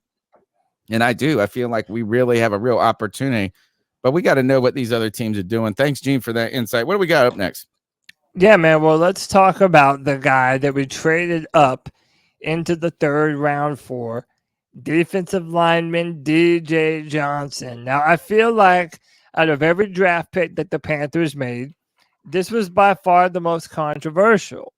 Because nobody knew his name. That's why. Yeah, and also, let's be real. The first highlight that you saw of Buddy was him punching a fan in the back of the head, dude. Like him already. Yeah, so the dude has an edge to him. Let me read what's on the screen here. I got you. He played in 11 of Oregon's first 12 games, making 10 starts. Led the Ducks with a career high 6 sacks, tied for 5th most in the Pac-12. Second on the team with a career high of 8.5 tackles for loss, 39 total tackles, including 15 solo. And, the thing about played him both is, sides of the ball, Cody. The year before he played this, and people forget this, or at least not for, and maybe it's not as much in big programs, but I know this happens at East Carolina, my alma mater, a lot, is that guys all of a sudden will be playing tight end, then they'll play defensive end, then they go and recruit athletes, and then they try to figure out how to use them. So, this past year, it seems like they found his place. He, got some sacks, but they talk a lot about his power and his strength, not just his speed. Yeah, I mean, that's really what you're kind of looking for with this guy. This is his RAS numbers, 8.39. And, some areas he did incredibly well. And then some areas, he isn't necessarily the most nimble of players. He's a very powerful guy. How about this, though? 6'4", 275 pounds. Or 260 is what Scott Fitterer said. I mean, he's probably a little bit more than that. He's listed as a little bit more than that. This man is powerful in the hands. So one of the things that you're going to love about him is his ability to defend the run. And that's part of the reason why Panther fans are starting to warm up to this pick. Now, we did trade up for him, and I still have it in my mind that the Panthers panicked a little bit because they saw that there was a run on defensive ends happening, and they wanted to make sure that they secured their guy, and that's what they did. So, Greg, CK, what say you while I play some clips of the man? I don't really know enough about him, to be truly honest with you, and that's part of the reason why I said I wasn't insanely impressed. And you mentioned that right beforehand. But we need help in this area. So depth is always good. I'm going to give the guy a chance because there's been plenty of third-round picks that have come out and been just fine. So we were screaming for help on the other side for Brian Burns. So I want to see what this guy can do. Yeah, I mean, here's my official position. Pretend like I'm a guy who hasn't watched anything Panthers related for the past 5 or 6 days since the draft, and then just talk to me like I'm a toddler. Yeah. Well, you know what? Here, let's have Scott Fitterer talk to us like we're Panther fans. Round 3, you got DJ Johnson. There are a lot of folks wondering about this pick and why you zoned in on DJ Johnson. Talk me through this, and why was he not only worth a third-round pick, but trading up for to go get him? Yeah, I think we had to understand from our defensive staff, what are you looking for in these outside backers? On the other side, we have Brian Burns, who's long, athletic, really dynamic off the edge. On this side, they needed someone who could really set the edge and also get after the quarterback. And there's some other pass rushers in this draft who were probably in the 230 range and just couldn't quite do what our defense was going to ask them to do. And DJ had the body type, and he's got the upside that our coaches wanted to work with. Like I said, he is strong. He can do speed to power, and you can see the speed chasing backside. He's got a ton of upside to him. He's a guy that's played tight end and defensive end. And really, he was one of the last big bodies on the board that could play that role for us. And just the conviction from our staff Our scouts liked him, and we thought, hey, listen, let's go get him. If we lose him, it's gonna be hard to replace a guy like that. There's not another big body like this. So let's be aggressive and let's just go get him. And he fits what we need. Is he somebody, not to belabor the point, but, and look, I know this stuff has to play itself out on the field, but being that he's a little bit older at 24 years old already, is this a guy that you look at who might be more ready to contribute right away this year, or is he more of a project? I think the way the coaches are going to use him, he'll be on the field right away. Okay. The plan is for him to be out there rushing opposite Burns. We'll have Vitor out there. We'll have Barno, Marquise Haynes. But he's that big body, like I said, can set that edge, play physical. And you don't find too many guys that are 6'4", 260 that can run 4.4 and chase them from backside like he can. So, despite what's being said out there about him, we're really excited about him. Yeah, so guys, this is one of the things where I don't know if I necessarily agree all the way with Fitter. It's not that he's not going to see the field, but when you look at his film, he definitely is going to need some polish in terms of adding some extra pass rush maneuvers. So, yeah, he does have an incredible speed to power bull rush. He's very physical, very strong. I mean, again, the dude is 260 plus pounds and ran a 4.49. Like, the dude has all that athletic potential, but he tends to get hung up when he loses his reps against opposing tackles or even interior offensive linemen. So he's going to have to develop those extra pass rush maneuvers to be able to disengage and get to the quarterback. He's going to need a fresh coat of polish, and I don't necessarily know how long that's going to take for DJ. So, I don't want everyone to have too much hopes that, he's going to come out and be the next Greg Hardy for the Carolina Panthers. Hey, we hope so. Without all of the off the field issues too, certainly. But you're hoping that not a good start. You're hoping that you're gonna get that kind of a player out of him, but pump the brakes because it might not happen right away. I was a little surprised at how quick he was to say you expect to see him on the field. Yeah, he said they plan on putting him on the field. I mean, I was a little surprised because usually they just go, "Oh, we're gonna it's competition." But I mean, he really is back in this pickup. I wonder if he's feeling kind of not the heat, but hearing the news, hearing the words about the trade up for him and some different things there. But they went and got a player for a scheme. This is a scheme fit player that they went and got. I tell you this is I've never had a 3-4 defense for the Carolina Panthers that worked. Right. The only times that we've tried to do it have been forced, and maybe the personnel and the coaching wasn't best at it. Now the 3-4 defense has always given us fits, given us crazy fits as an offense. But one thing though is going back, there was a time, Cody. Now the typical defensive end, like there was a time where they didn't have the term edge. Right. It was just defensive end. They didn't call him edge. Like, it's like, oh, this is a pass rusher. Oh, like that's a specialist. But there was a time where teams were trying to find these magical players. Maybe not like a Julius Peppers, because maybe Peppers is actually a guy who actually could have potentially done it. You know what I'm saying? Like, is big and fast and agile enough, athletic enough where he can get in a cut, like do these things. But we saw even this is problems with Brian Burns. Like, it was like you're dropping back your best pass rusher in the coverage. That sucks. But the NFL has always been looking for players to fit the 3-4 defense. And it is a skill. It's a physical skill set that you have to go after. Maybe not just a great player. The guy that comes to mind is a dude from Kinston, North Carolina that went to UNC Chapel Hill, who a lot of Carolina Panther fans wanted at one point. I think it was about 2012, maybe. He went to the New York Jets. His name was Quentin Coples. He actually, I think, played for the Panthers on our in the preseason or something, like in the training camp and got cut or something like this. But you're always projecting on a skill set in that 3-4, and that's the tough. But until I see the 3-4 defense work for the Carolina Panthers, I'm still gonna have a little some trepidation. Yeah. Well, also one of the downsides of a 3-4 is that it's not necessarily the greatest against defending the run.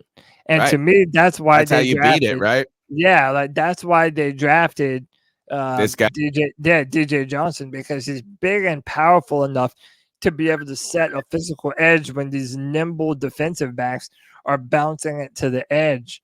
Hey, you want to see him punch a fan on the back of the head? Why not? I mean, maybe they deserved it. I mean, well, hey, this is. I mean, and by the way, credit to Big John from One Carolina, because I heard him say that first on his show, and that was very funny to me. That this really is the first thing.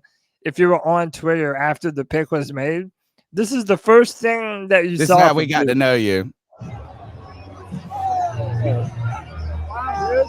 Oh. Yeah, his coaches were mad as hell. On the road, a Watch guy it with right a here. cowboy hat. It's the dude What in did the it? I wonder cowboy what hat. he said. And he just goes, boom. Now, somebody said that might have been a player and not a fan, that he just wasn't in pads or something. Well, whatever.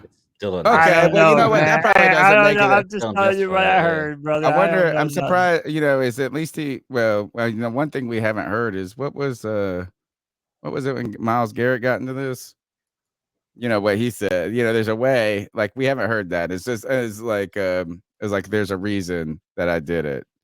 You know, I wonder. I mean, obviously, the guy said something. You can't be that upset about just losing a college football game. You never know. I mean, maybe he just hates to lose.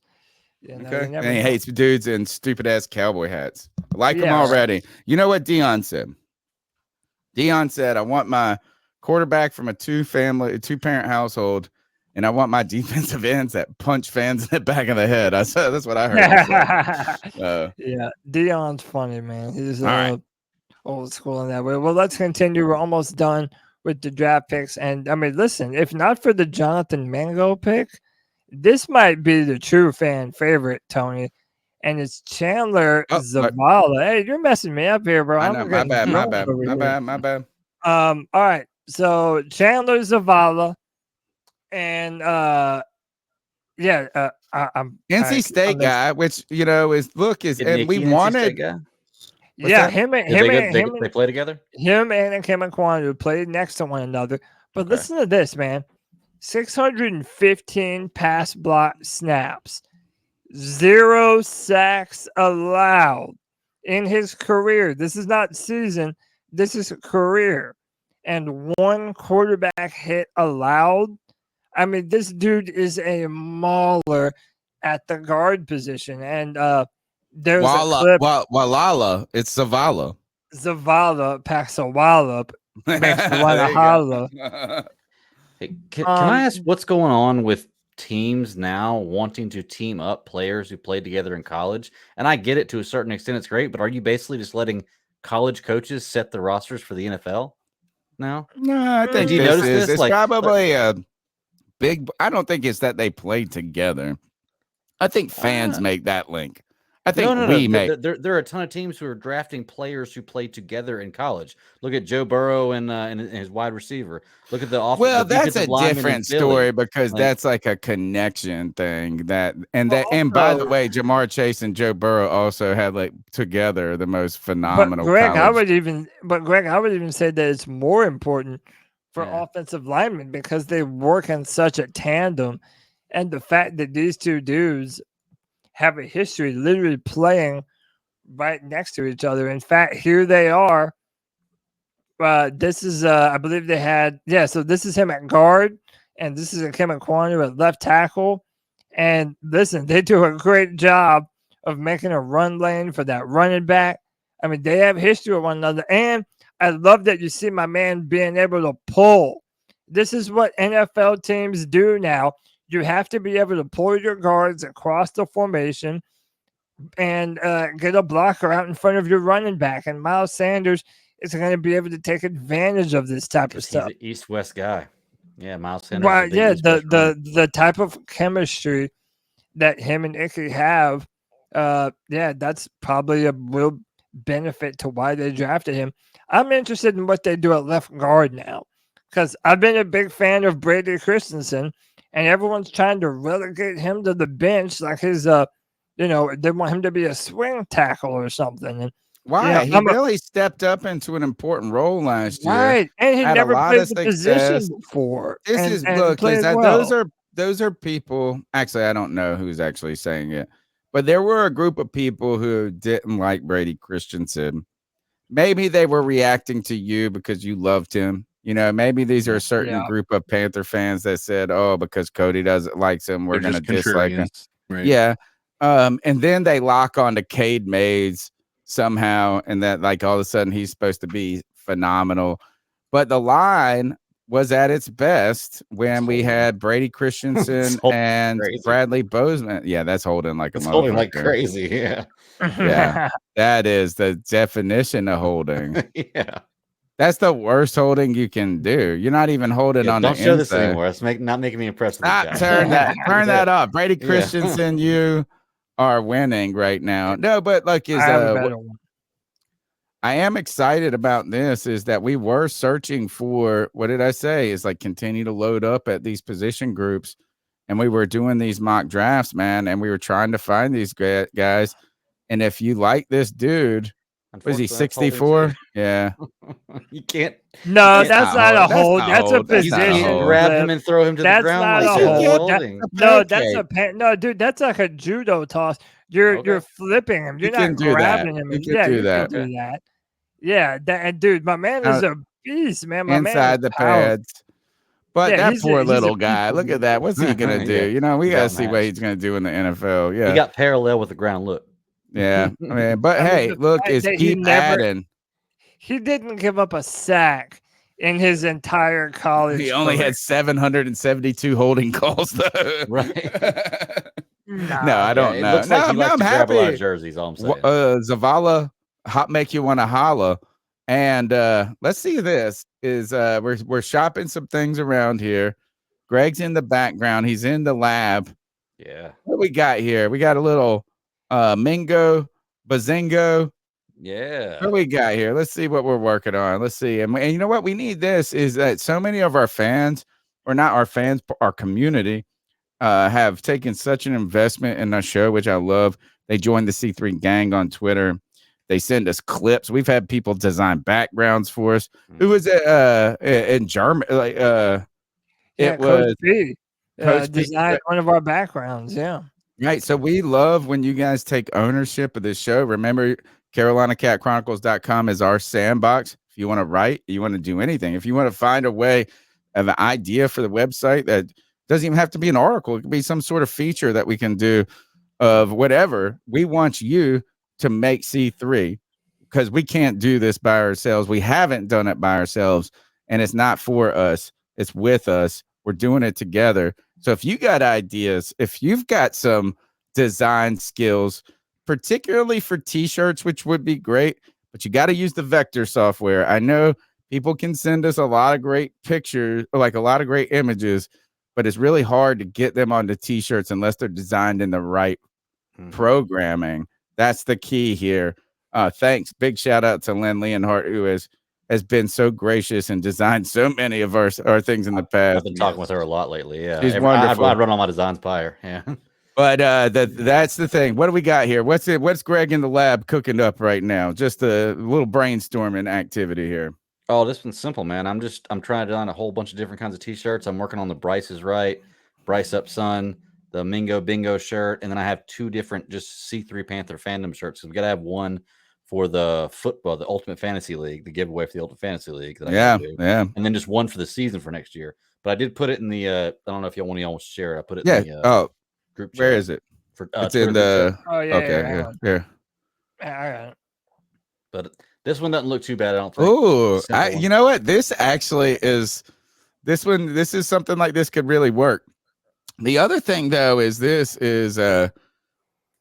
Greg, is that we could do something to the effect of what if we did.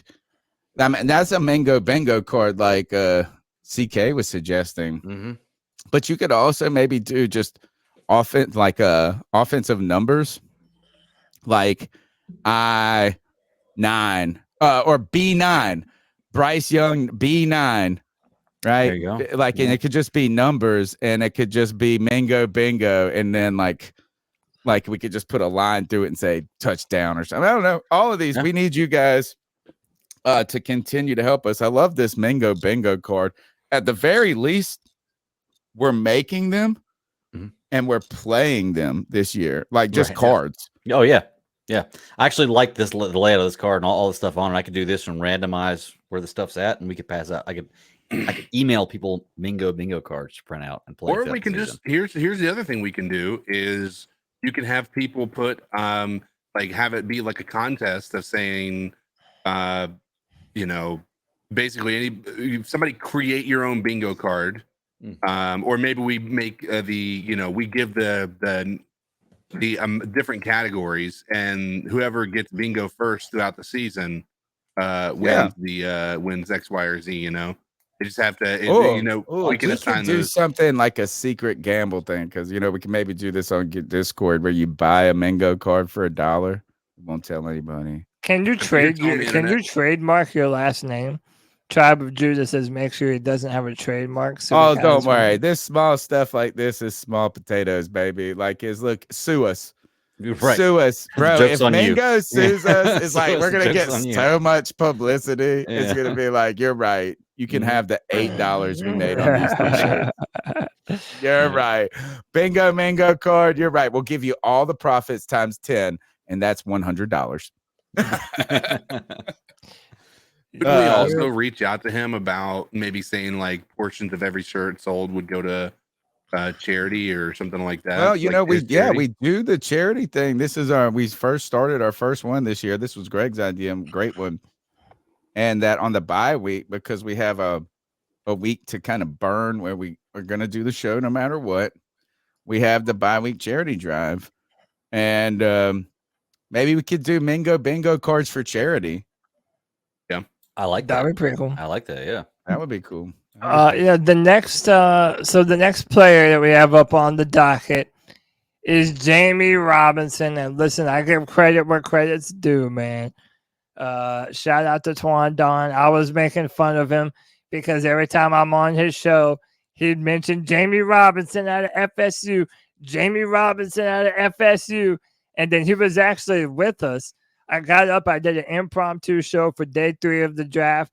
G Baby literally called my phone, said, "Hey, get your ugly ass up and do a stream." So I said, this "Hey, is man, awesome." Cody sent me a message. He said, "I'm on." They guilted me into this. I looked up, and there's like 250 people watching. Yeah, dude. No wonder you're ahead of the C3 man.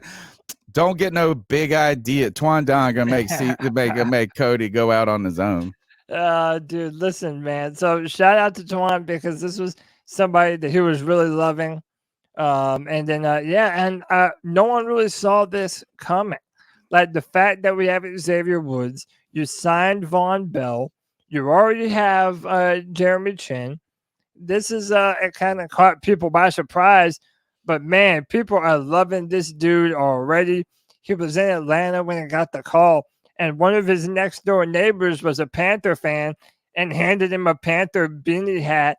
Oh, nice. First, and handed him a first. Fuck the Falcons, bitch. Yeah, man.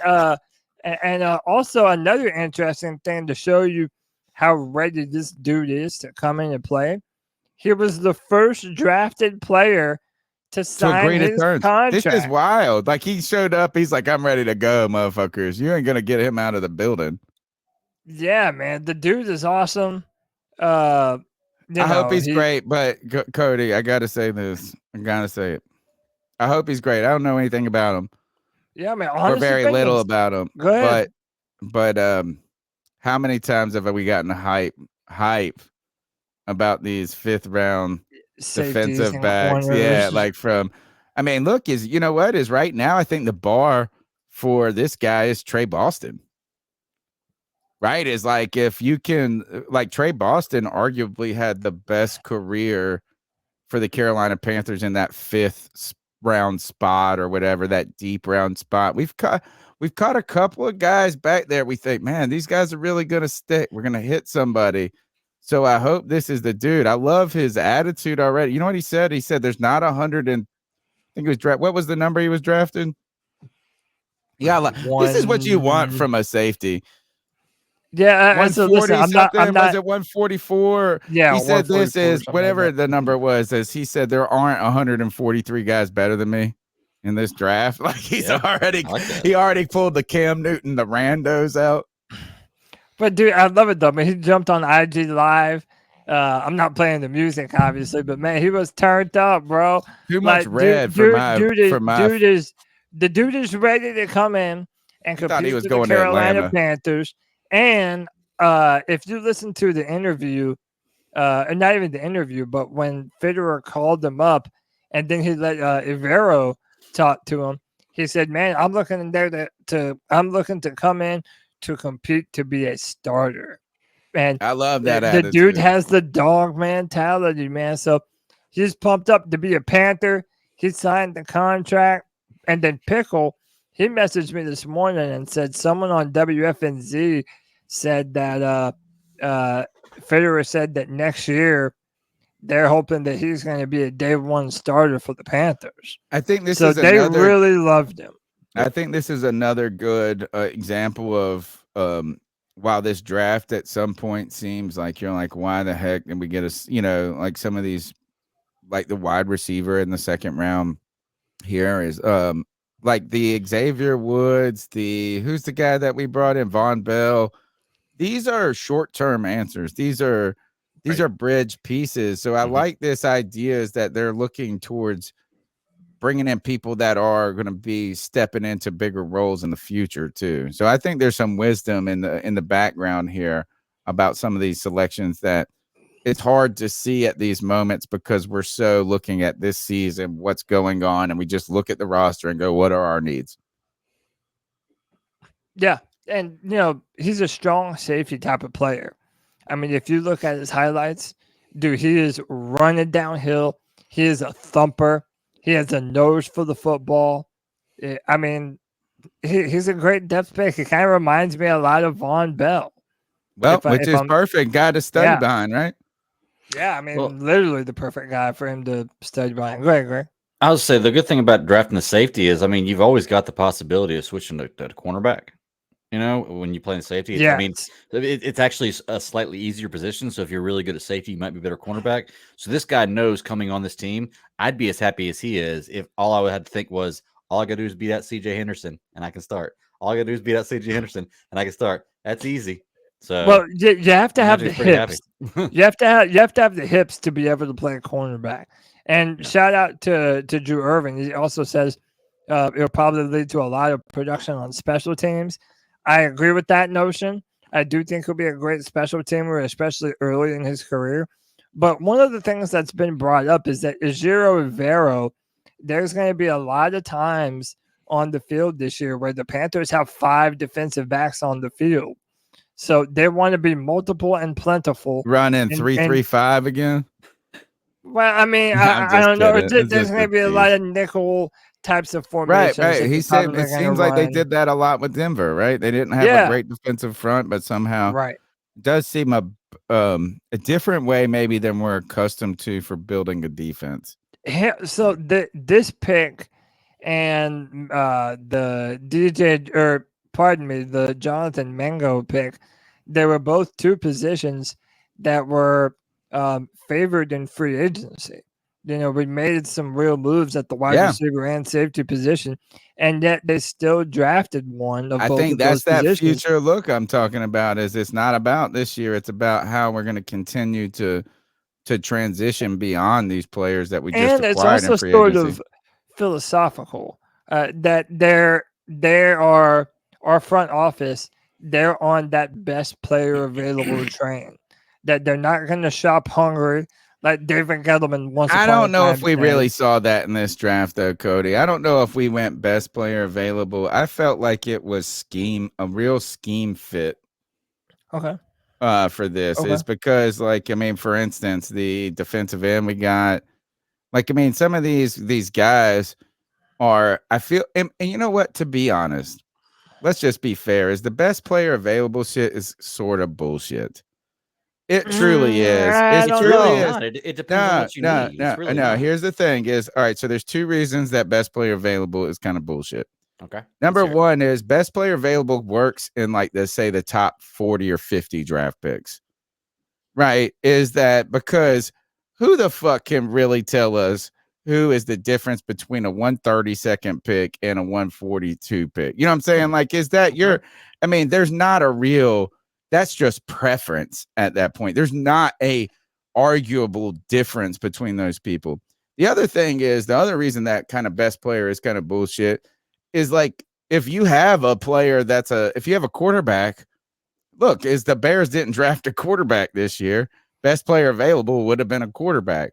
So there are a couple of reasons. There's a couple of anomalies. And so I do believe what you do is you set yourself up, like Dave Gettleman always said, you use free agency to set yourself up to not be backed into a corner where you can pick best player available. But I think after the second round, and you know what, to be honest, I think after pick 50, it's just preference. Who the real, like, how the hell do you truly say best player available when the guys are roughly all the same in a certain way? It's like, what's really the difference between the number 88 pick and the number 77 pick? You know what? It's just who fucking took them and when. Yeah. Tony, I completely disagree with you on this. I have the exact opposite mindset. You say best player available is only for the first 1 through 40 picks, and after that, I just made a number, but like, I get it. You're saying the first round, the ones that are going to make the most impact. I say the ones in the first round, the first 40 picks, are the ones that you're picking on preference because you make moves to move up to get these players that you maybe didn't even need to do. When you get to the point where you're past these players, then you're just taking whoever the best available player is for depth. The first few rounds, you're taking the people you prefer. I mean, think about it. The Texans traded up to get Will Anderson. Will Anderson's a bad example. Let me think about the Lions. The Lions traded up for preference. Didn't need to. Who? For the running back? They didn't trade up for a running back, did they? They did trade up. Yeah, they traded. Well, that's just dumb. Well, either way, that's what I'm saying. So in the first round or two, first round and a half, 2 rounds, you're voting. You're drafting for preference. You are looking at the best players available, but everybody in those first 100 picks are all pretty decent players. After that, you're going for the best player available to fill depth on the team.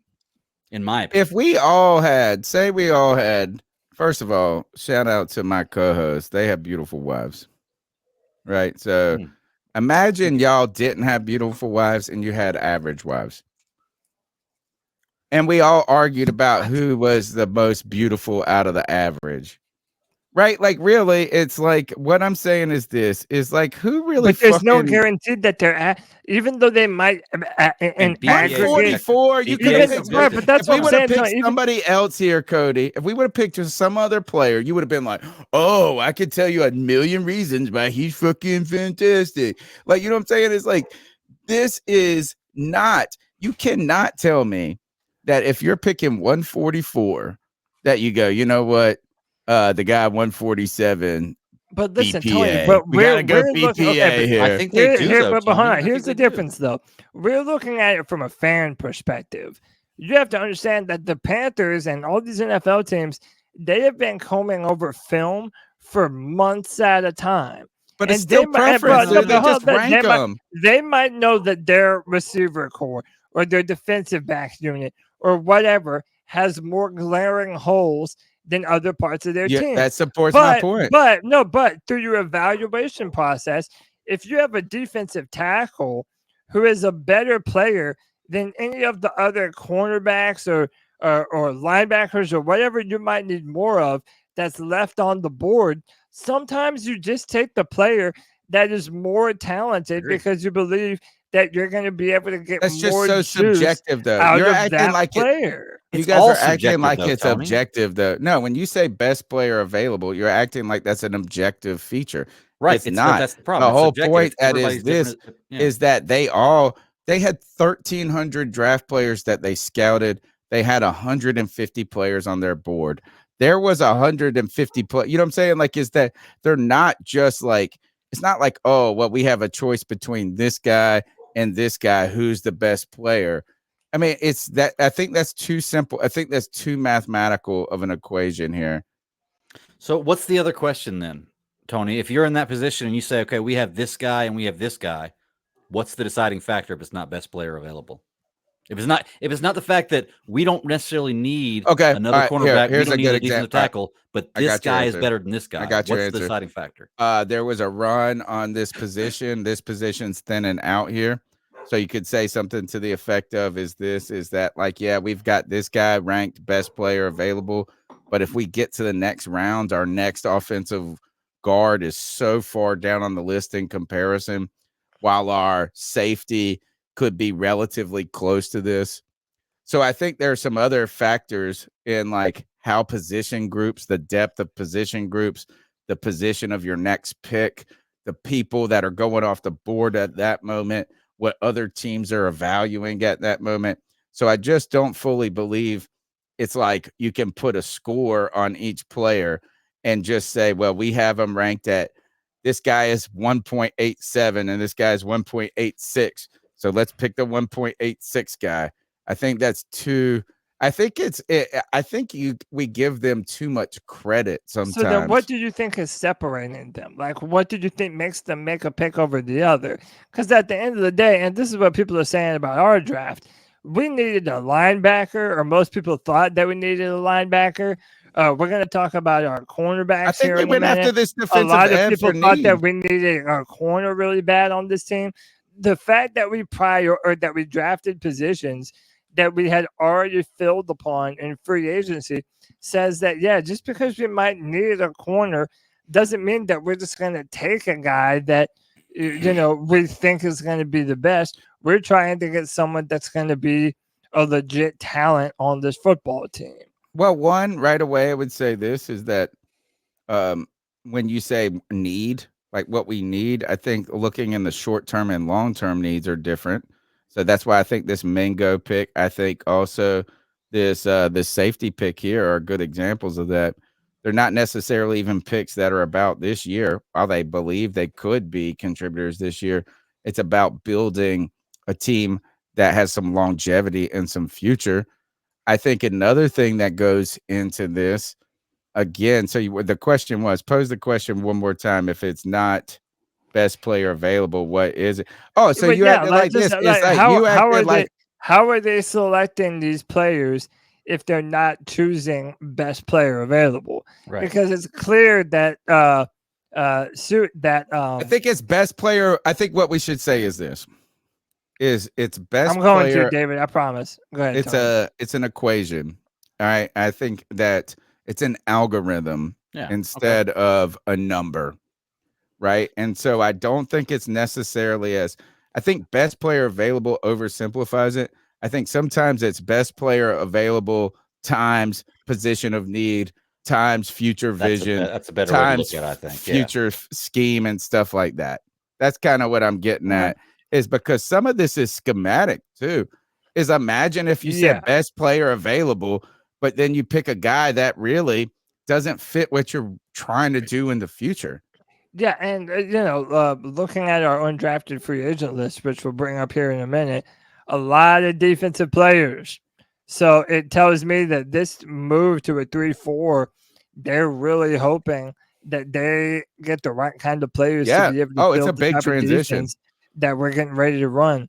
But to the super chats, David Screws with the $2 says, I read a report that Fidger is looking at XFL players.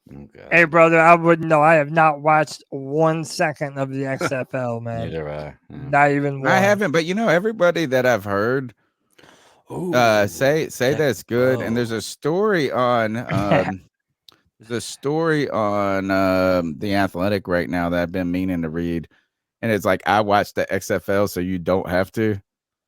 Like, so I can tell you what you're. It's cool. I've been meaning to read it because it's probably going to be favorable about it, and there is real talent in those. Look, PJ Walker. Think about that.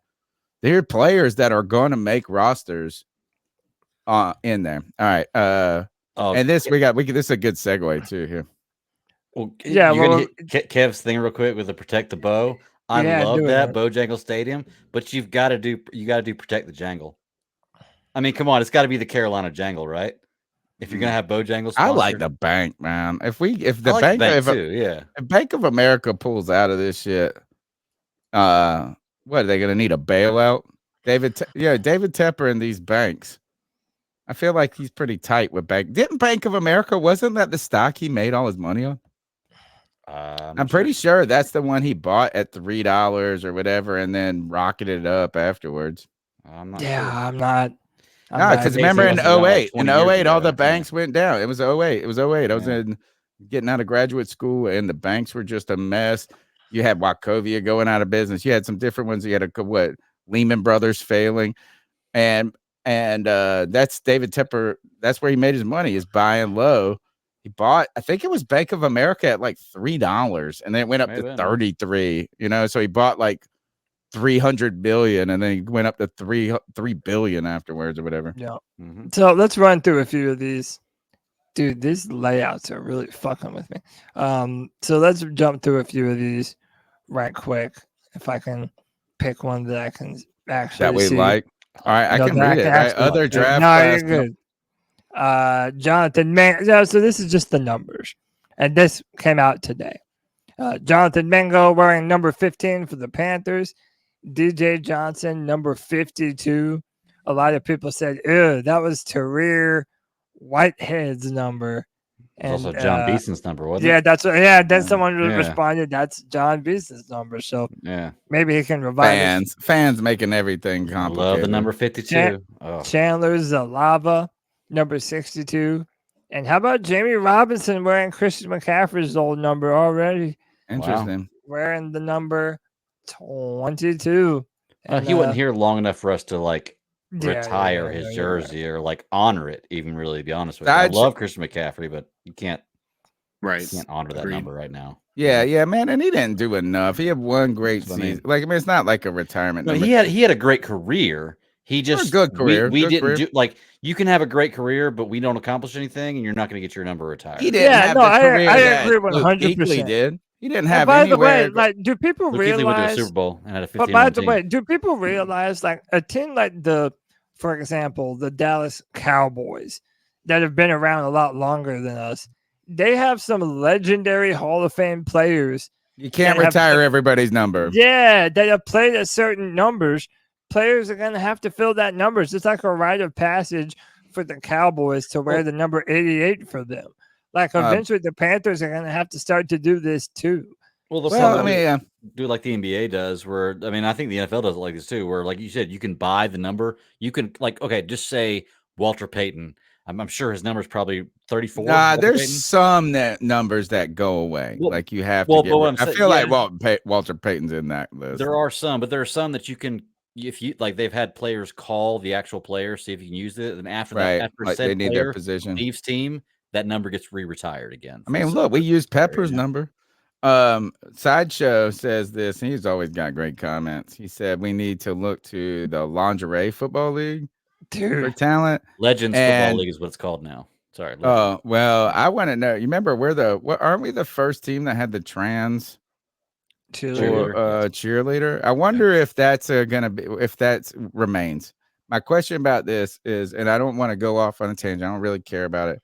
Yeah. But I'm in a school, I work in a place where those conversations are prevalent, right?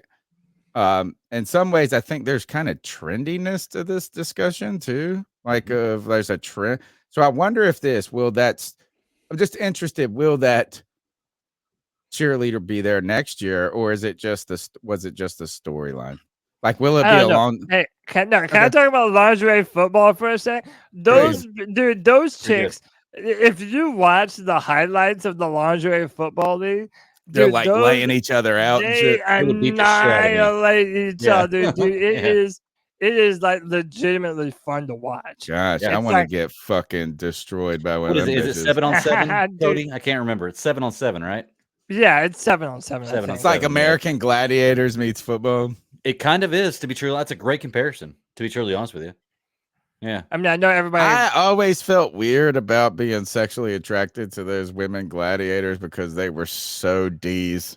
Nah. Like they were diesel, Oh, bro. dude, I'd let them crush my head like a I was gonna watermelon. say, what I'm watching to you Between right their now, thighs, that wouldn't bro. matter. Fucking, I'm ready for it, dude. Yeah. Come Oh, on. man. It was just, I was but I was young, man. The American Gladiators.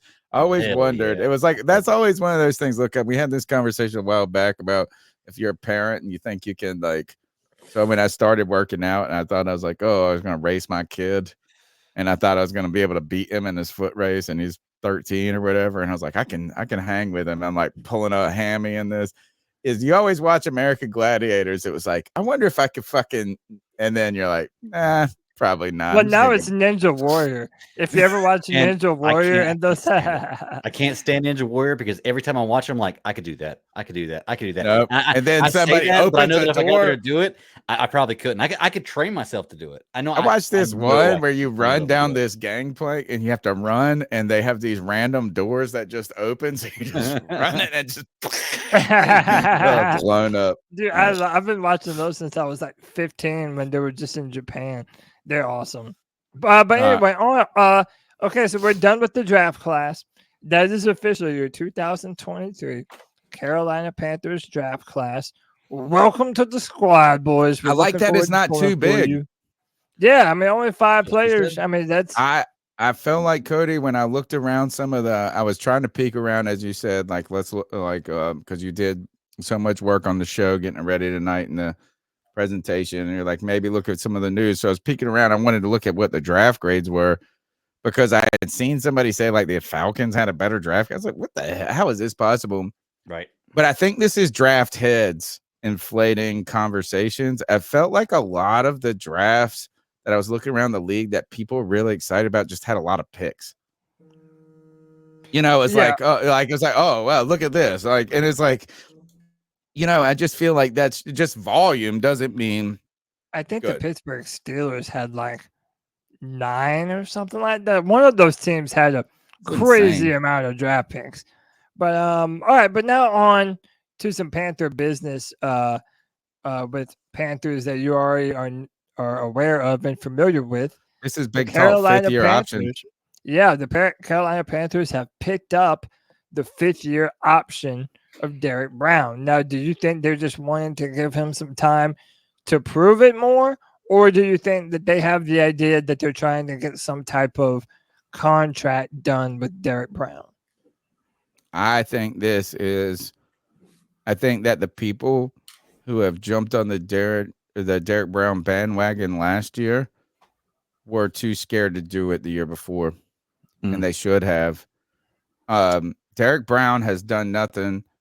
And go back and check my receipts, people, if you're that type of person.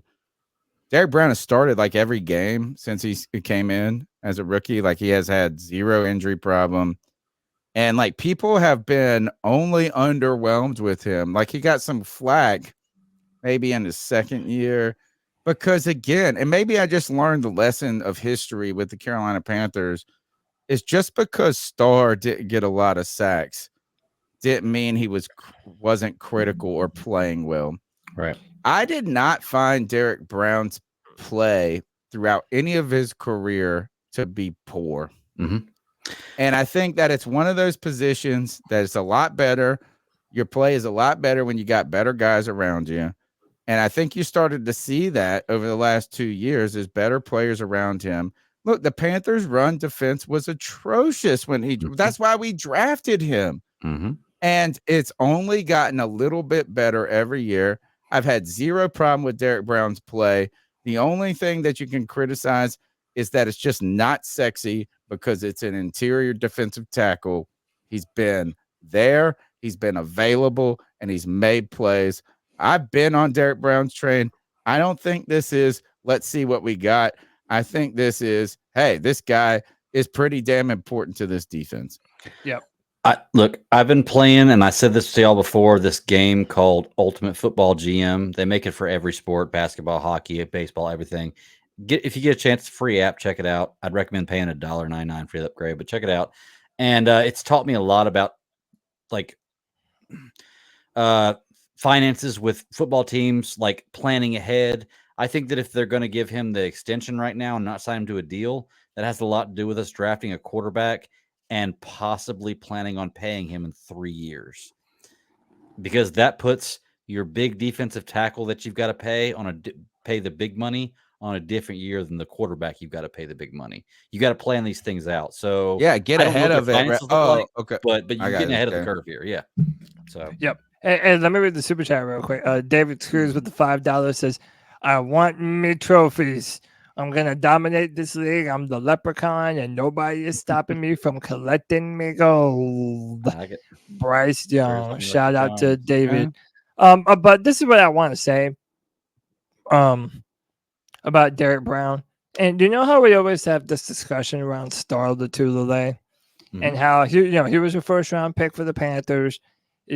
Everybody had these high expectations from him or for him. He was a great tandem with him and K1 Short for a long time. But then after we let him go, then we realized, oh shit, Star Lotulelei did a lot more for this defensive line than we ever gave him credit for. And I feel like Derrick Brown is going to be another player that falls directly into that same type of role.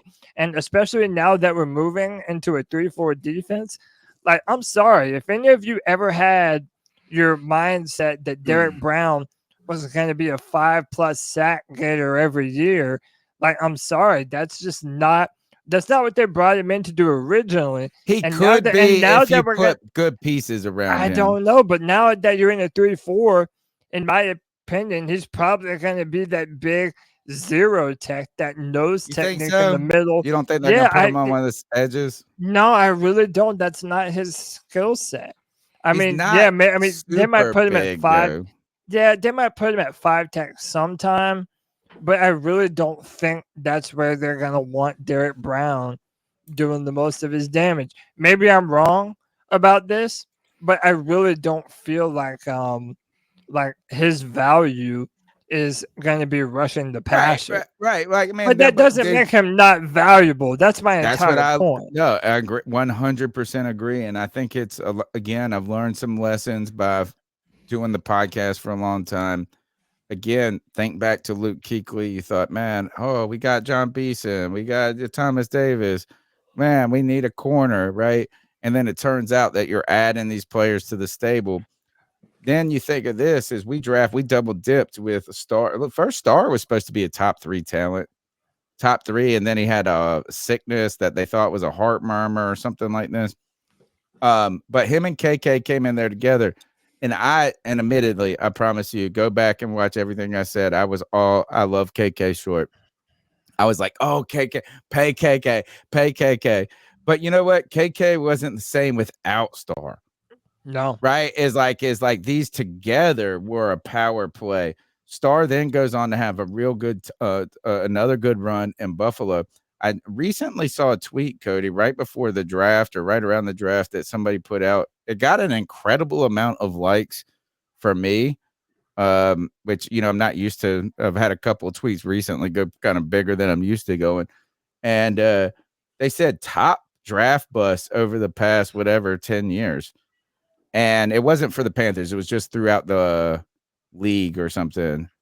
And they put Star up there. I was like, Star was great. And I got like 170 likes or something like this.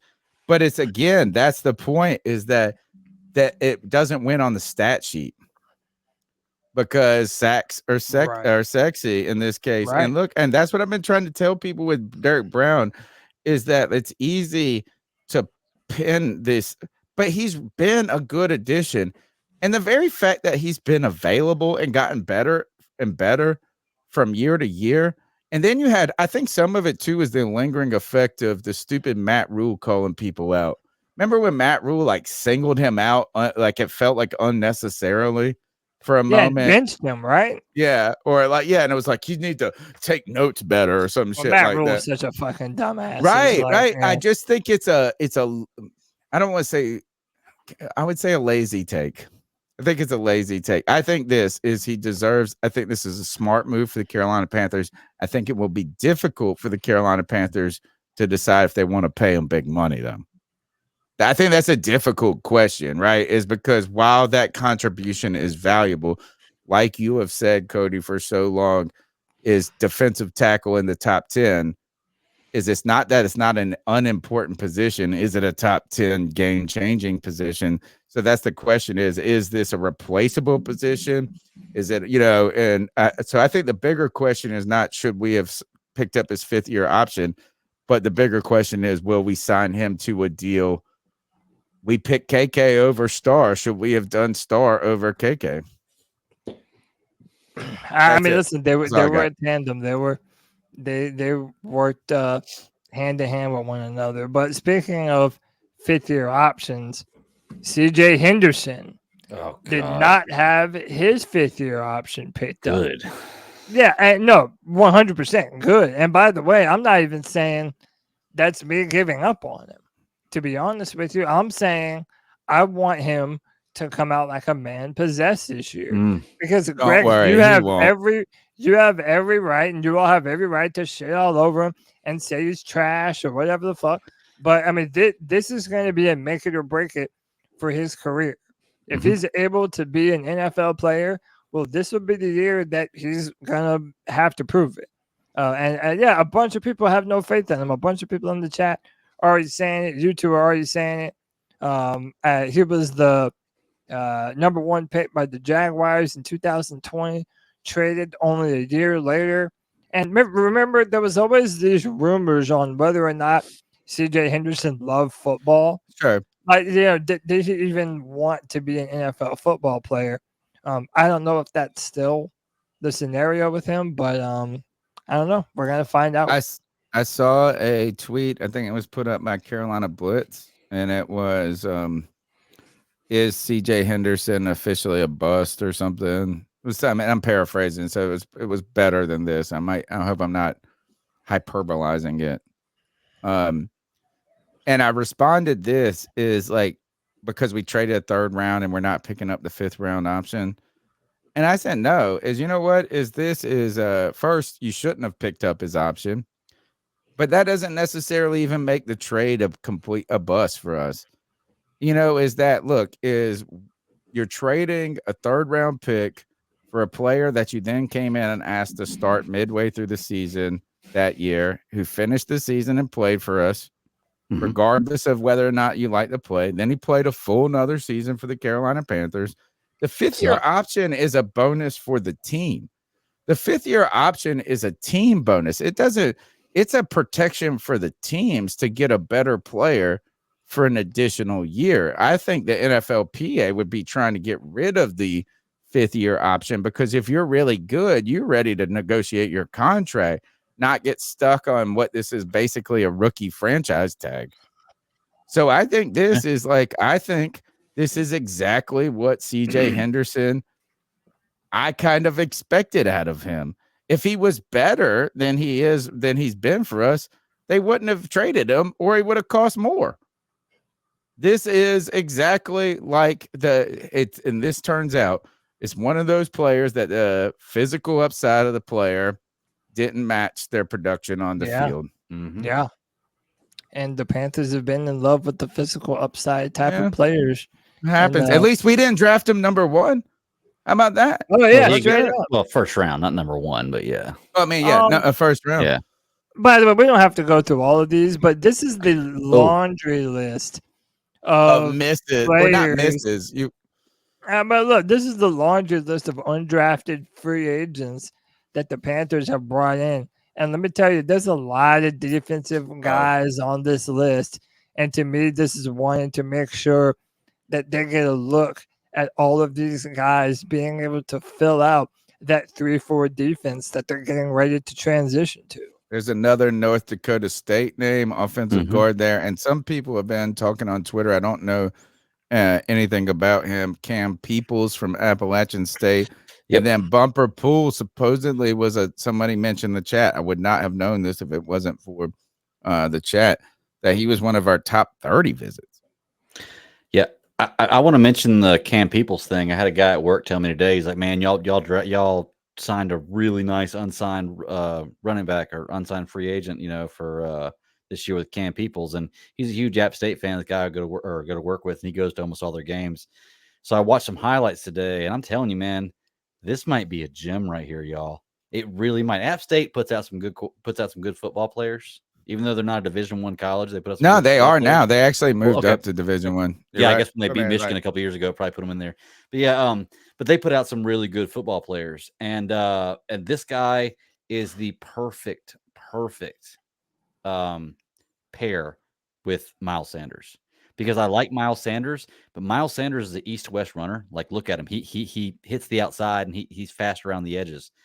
This guy right here, Peoples, can hit the hole and Just blast. north-south. Just He's a north-south. north-south guy. This is a great combination to have with Miles Sanders. I think this team up right here might be really, really good. This is a gem. Cody, can we another gem from this undrafted free agent class is Rajon Wright. He's a cornerback out of, I believe, Oregon State, and this was him against Jordan Addison, who was a top pick in this year's draft. Did he go to Minnesota? He's the Minnesota guy, right? No, this is Oregon State. He's he he's talking about the receiver. Yeah. He went to Minnesota. Yeah, he went to Minnesota. Addison went to Minnesota. Look at this guy in fantasy next year, y'all. Just saying. Sorry. Yeah, I mean, another fast, long work about sticking with them. You know what I'm saying? Not getting work. I mean, so a lot of people are very excited about a few of the undrafted free agents, and it seems like everyone has their own favorite. Which one they want to see do something for the Panthers. But of course, Kevin's talking about the wide receiver from South Carolina that we picked up.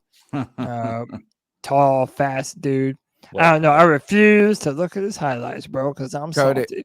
Can we take the next call? Yeah. Let's do something. The number's 252-228-5098. Let's go to the calls. Hey guys, this is Bryce Young. Hey C3, I'm calling in today to let you guys know I'm so grateful to be a FanSided side dog. This is JJ. I'm calling in because I'm getting a little tired of this the Mingo slander. All right, Cody, you're not on the bandwagon. Don't join the bandwagon when he becomes legit. And he replaced all that production from DJ Moore. When what he are you becomes talking about? The Mingo man himself, all right? Me and Cody jumped on that shit immediately. We on that shit. We own that shit. Same Yeah, with man. D-Baby. Also, aside from that, I know I was a huge DJ Style fan. Really, it was 1A, 1B with Bryce Young. But, like, I've just been so happy just thinking about, like, Bryce Young being our quarterback. And I'm sure, like, a lot of other people can agree. And the feeling, I hope you guys laugh at what I'm about to say, but I guess the closest way I can describe it is, like, if you're, like, that one guy who's, like, who gets a girl pregnant, and then he, like, oh, no. isn't too excited about the news. He's unsure. He isn't well planned for the future, none of that. He isn't the most excited, but as soon as that baby pops out, he immediately falls in love. Yeah. And, that's Junior B. Like that kind of excitement. That's how I feel about Bryce Young being our quarterback damn near. I know that's a hella weird analogy, but I thought it was kind of perfect. funny. I hope y'all laugh at that, and I hope y'all can understand and relate to what I'm saying. If not, that's awkward. But nah, it's perfect, dude. I can't be the only guy who's just happy that we have a quarterback and who we're going to believe in on Sundays to take us to the promised land from now on. And that's Bryce Young, baby. Let's go. Keep pounding. C3, Panther Nation, all together. Hey. Cody, you're not allowed on the Mingo train. Oh, No, shut he's up. allowed. I'll barge my way Yeah. on that bitch and I won't ask no one's opinion. How about that? Look, I thought he had a great example. You know, they said that dads don't really feel like they're a dad until they see their baby. You know, it's not instant for them. And yeah, if you were not on the Bryce Young train originally, and now you redrafted him, you go look at the film, look at what the man does. Yeah, you're allowed to be excited about what the Panthers drafted in Bryce Young. And it's okay to still be concerned about how he's going to hold up to an NFL schedule. He's going to have to prove everyone wrong. But I think that we should also look at the upside and also look at the Panthers being able to put him in a position to be able to succeed. We drafted another offensive lineman. We already have a good offensive line. I think we're going to be just fine. Look, here's my only concern. I wanted to mention this earlier when we were talking about Bryce Young. We got off the topic, so I let it go. We're here on it now. My biggest comparison to Bryce Young right now is simply because of size is Kyler Murray. Kyler Murray is missing the entire season next season because of injury in his third year or fourth year now. Okay. And I can almost guarantee you, if it works out the way Arizona wants it to, Kyler Murray's not going to be their quarterback next year. They just paid him $1 bazillion. And I can almost guarantee you, if they finish in the top 2 or 3, if they have a number 1 and number 2 pick, they're drafting one of those quarterbacks, either the guy from Carolina, Mays, or the guy from USC. I guarantee Kyler Murray will not be there next year if they have a top pick. And that's my only issue with Bryce Young and his comparison to Kyler Murray, is because that size is not very good for the NFL. I'm not saying he's not going to be successful. He's going to get injured. I hope he doesn't, and I'm pulling for him. But it is a huge concern, and he has to prove to me that he's worth it. The burden of proof is on him right now to prove to me that he's worth it, because I do not believe it was the right pick. I back him. God, I back him, and I want him to be a good quarterback. He's a lot. Hey, you know what? Until you prove it to me, you were not the pick that I wanted. So, and I'm not saying he can't do it every time. But the burden of proof is on him. He has to prove it to me. Yeah, you're right. I did say this every time, and look what happened with Matt Rule. Yeah, that's right. I'm just saying. He can flex on that. And by the way, listen, I disagree with Greg in terms of how I look at this, but Greg is not wrong. And I've been saying for the past 2 seasons in a row, it's prove it season. Nobody gets to rest on their laurels or have their past accolades be what we sprinkle them and shower them with love over anymore. They have to go out there and they have to prove it. Right. So, yeah, if you know, I look forward to Bryce proving the Bat Daddy wrong. I do too. I do too. I want to eat crows so bad on this. I do too. I want this pick right here to be the pick that I want Bryce Young to be my quarterback for the next 12 years at least. If I can get that and we can be competitive, I will eat crow every effing night for the next 12 years. Don't worry. I don't There's someone named, they'll hold you to it. Oh, they're going to hold me to it. Please do. Yes. There's someone named Tammy Young in the chat room, and she claims to be that Bryce Young is her nephew. Well, that would be hilarious. I hate to say that would be hilarious if we Look actually at how had. she I hate to spells say it, it, Tammy, Young. but even if you're Peyton Manning and you're coming in the NFL, you have to prove that you can do it. So everybody that's drafted this year has to prove something. Okay. Like I said, I'm not saying he's not going to be good, but everybody has to prove something. Yep. So let's move on. We hinted at this a little bit earlier. In 2024, the naming rights of Bank of America Stadium, Bank of America, it comes to an end at the end of the 2024 season. So we don't know what the name of the stadium is going to be in 2025. I'm going to put forth my theory, and you're not going to love it, I feel like, because it doesn't roll off the tongue. It's going to be Lowe's Field. And let me tell you why. Okay. Lowe's just moved their headquarters to Charlotte. They have an enormous building here in Charlotte that's right down the road from BOA. So, I mean, there's a lot of different options, but I kind of think Lowe's might swoop in and grab that sponsorship if Bank of America doesn't renew. Who was the former Panthers reporter? He was real cool. He came on the show during training camp a few years ago. Max, what was his name? Headroom. No, I'm playing. No, first of all, nobody's going to remember that, Cody. No, he came on the show. He was God, what the fuck was it? He was really good, but he left the Carolina Panthers probably around the time Matt Rule, maybe 1 year after Matt Rule or so. But he left and is doing public relations and social media for Lowe's. because of the headquarters, like obviously this headquarters story and stuff like this. And I was thinking, what if he's the guy that negotiates the deal? Right. I hope that commission. I hope it gets that commission. What was his name? It's gonna come to me in a second. I think we got to keep it first. Is if Tepper doesn't keep it Bank of America and he made his billions off of Bank of America, that's a problem. Second, the bank, protect the bank. I like that. Our I do love the name. Our t-shirt, by the way, go to CarolinaCatChronicles.com, put it in the bank. My idea, lens, drawing and creation. It's a good, like, come on. Lowe's, what is it? Oh, I remember the name you were thinking of. Max Henson. Yeah. Yes, Max. Oh, see, I was right. Max. Yeah, Max Henson, and he left for Lowe's. So just kind of building on that. I think that they need to go more local in the Carolinas, and I think that the Krispy Kreme, founded in Winston-Salem, is going to sponsor the Panthers next year, and it's going to be big enough. It's going to be called the Panther Stadium is going to be called the Crispy Hole.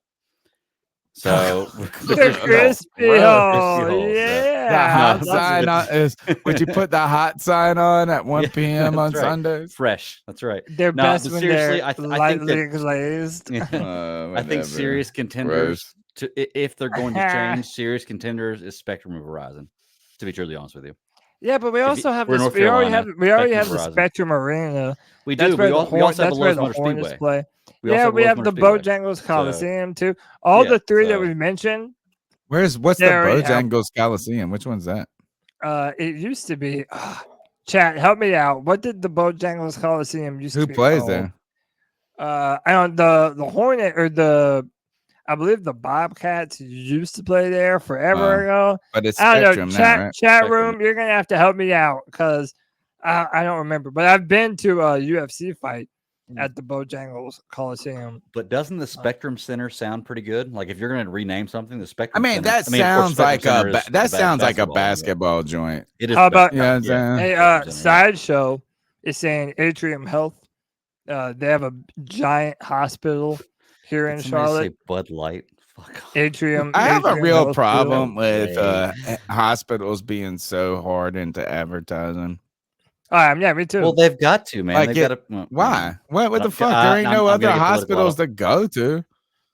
Because they don't make enough money from their patients, apparently. So they've got to, use all the money they make from the patients to buy the rights to a stadium? I guess. I don't know. I don't feel like hospitals are something that I pick based on like brand loyalty. Yeah. Like, you mean you're not going to go to their commercials are banging. You're like, I'm a Coke guy or I'm a Pepsi guy. I'm an Atrium Health guy. Nah, fuck that. I'm a Winston-Salem. Like, there's something weird about certain industries I hear you. being completely profit. I'm fine with the Lowe's home building. You know what? And to be honest, if we hit this recession, which is coming, folks, it's definitely coming. Yeah. Oh my gosh, because the regular goods have gone up too much. Is that who does well? Go ahead and start buying your Lowe's stock. Go ahead and start buying your Home Depot stock right now. They do great in recessions because people can't afford to buy homes. And they're trying to fix up where they live at. That's what they do. That's what you do in a recession. You know what? In fact, I got like $500 in my stock account. I'm going to buy Lowe's tomorrow. 252-228-5098. Somebody saying that C3 needs to buy the rights to the stadium. That was salesman. He said you got a $300 million. Yeah, C3 Stadium, baby. Let's just start putting it on let's just start making t-shirts where we put C3 Stadium and maybe they'll sue us. Yeah. Right. Man, take it. Well, hold on. We got a couple of months. I got to get the LLC set up so they don't take my house.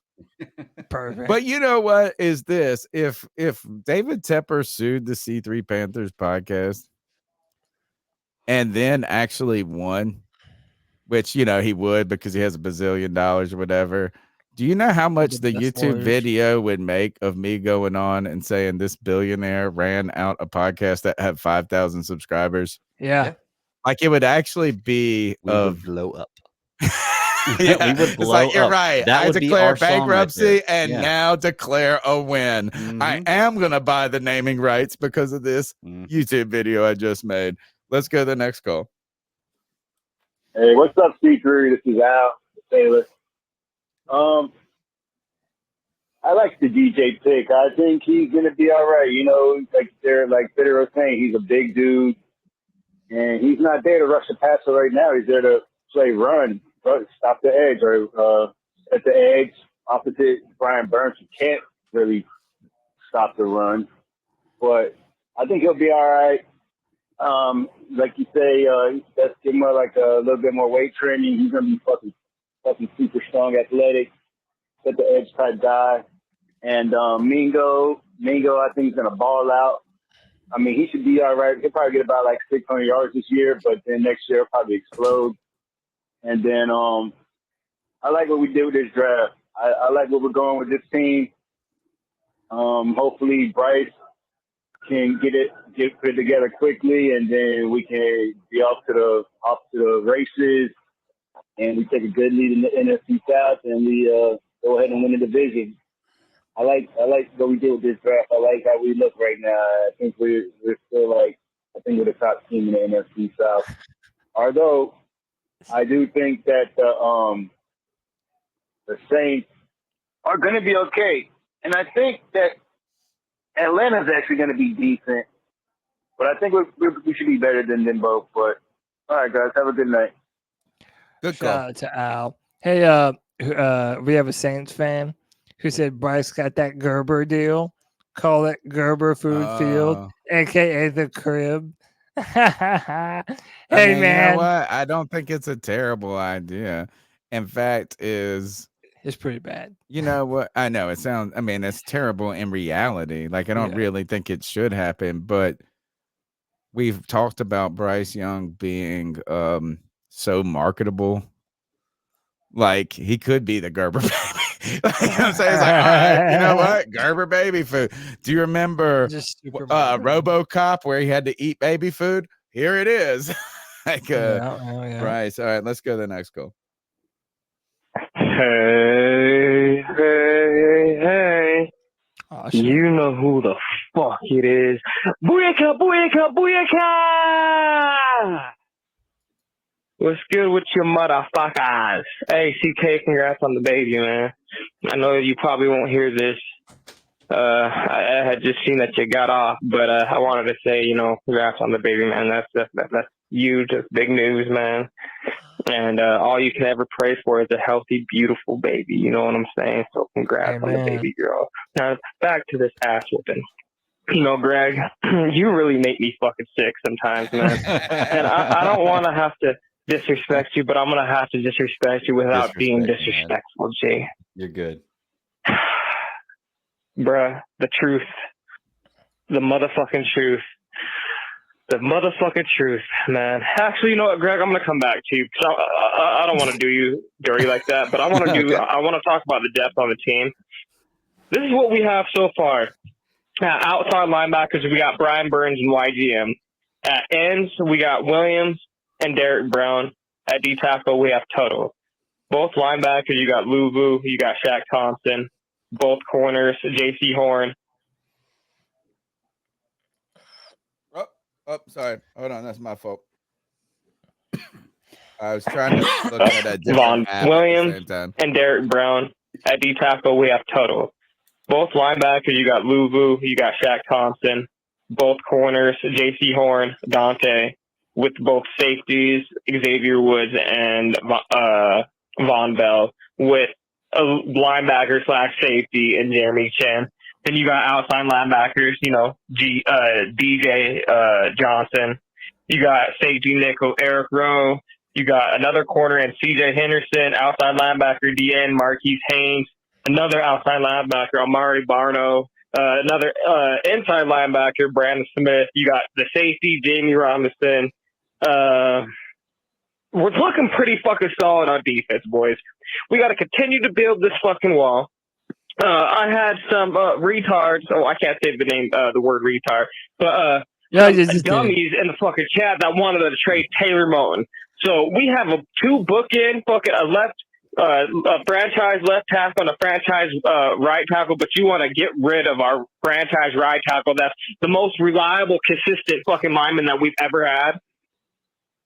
That makes no fucking sense to me, man. That is just so fucking stupid in my eyes.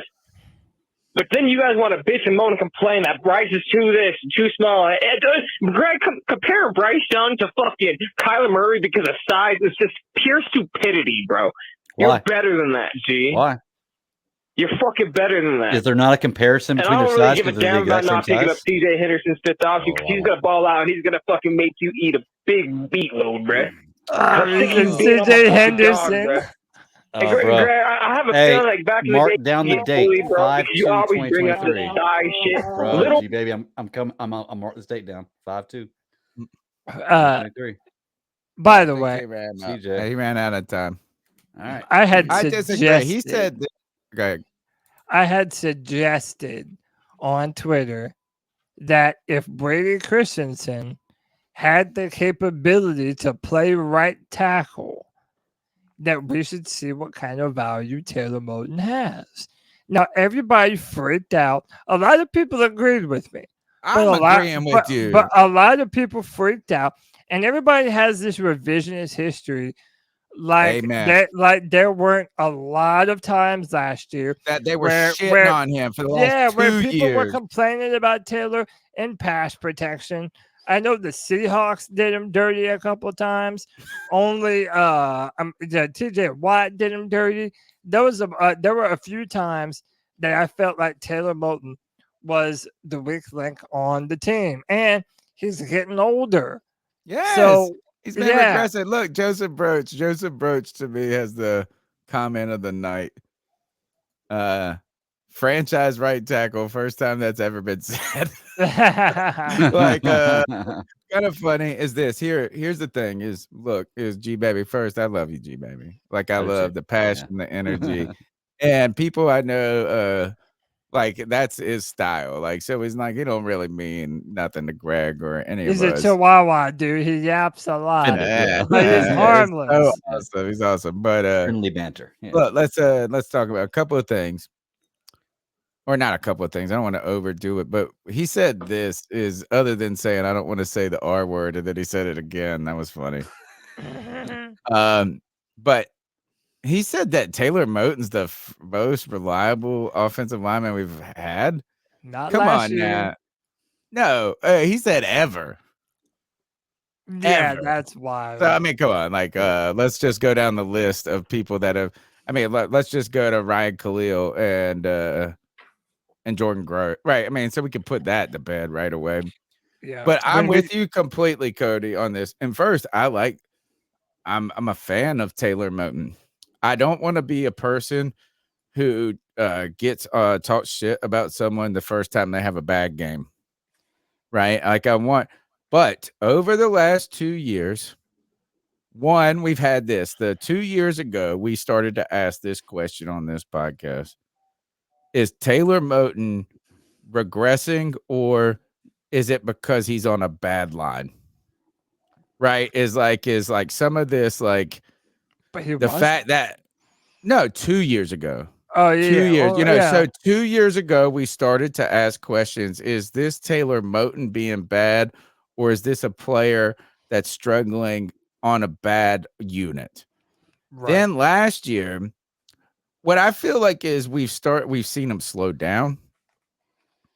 He never had the fastest kick step, and I'm not an offensive line guy. I have the eye test. But Cody, the revisionist history is totally there. And maybe it's not from G baby, but I hear I believe a lot of people that I swear they were throwing Taylor Moton under the bus for the last 2 years. And then they're like, oh, well, we got Taylor Moton and shit's fine. Like, and dude, I don't believe that he's a bad player, but I don't think that his best seasons are ahead of him either. Right. He's past his youth, maybe not his prime, but he's not going to get better going forward. He may maintain the same or decline, but he's not going to get better. We've seen him get he's at his highest beat point. like a drum on that side too. Yeah, that's what I'm saying. Dude, I put this on Twitter, And bro, a lot of people wanted to joke on your boy and post funny memes and call me all types of names and shit. I think But the joke is if- being if- able to trade him for what people say we could trade No, him for. you I wanna know think what that's it the is true with joke. me, They're like, though? oh, let's trade him for a first round.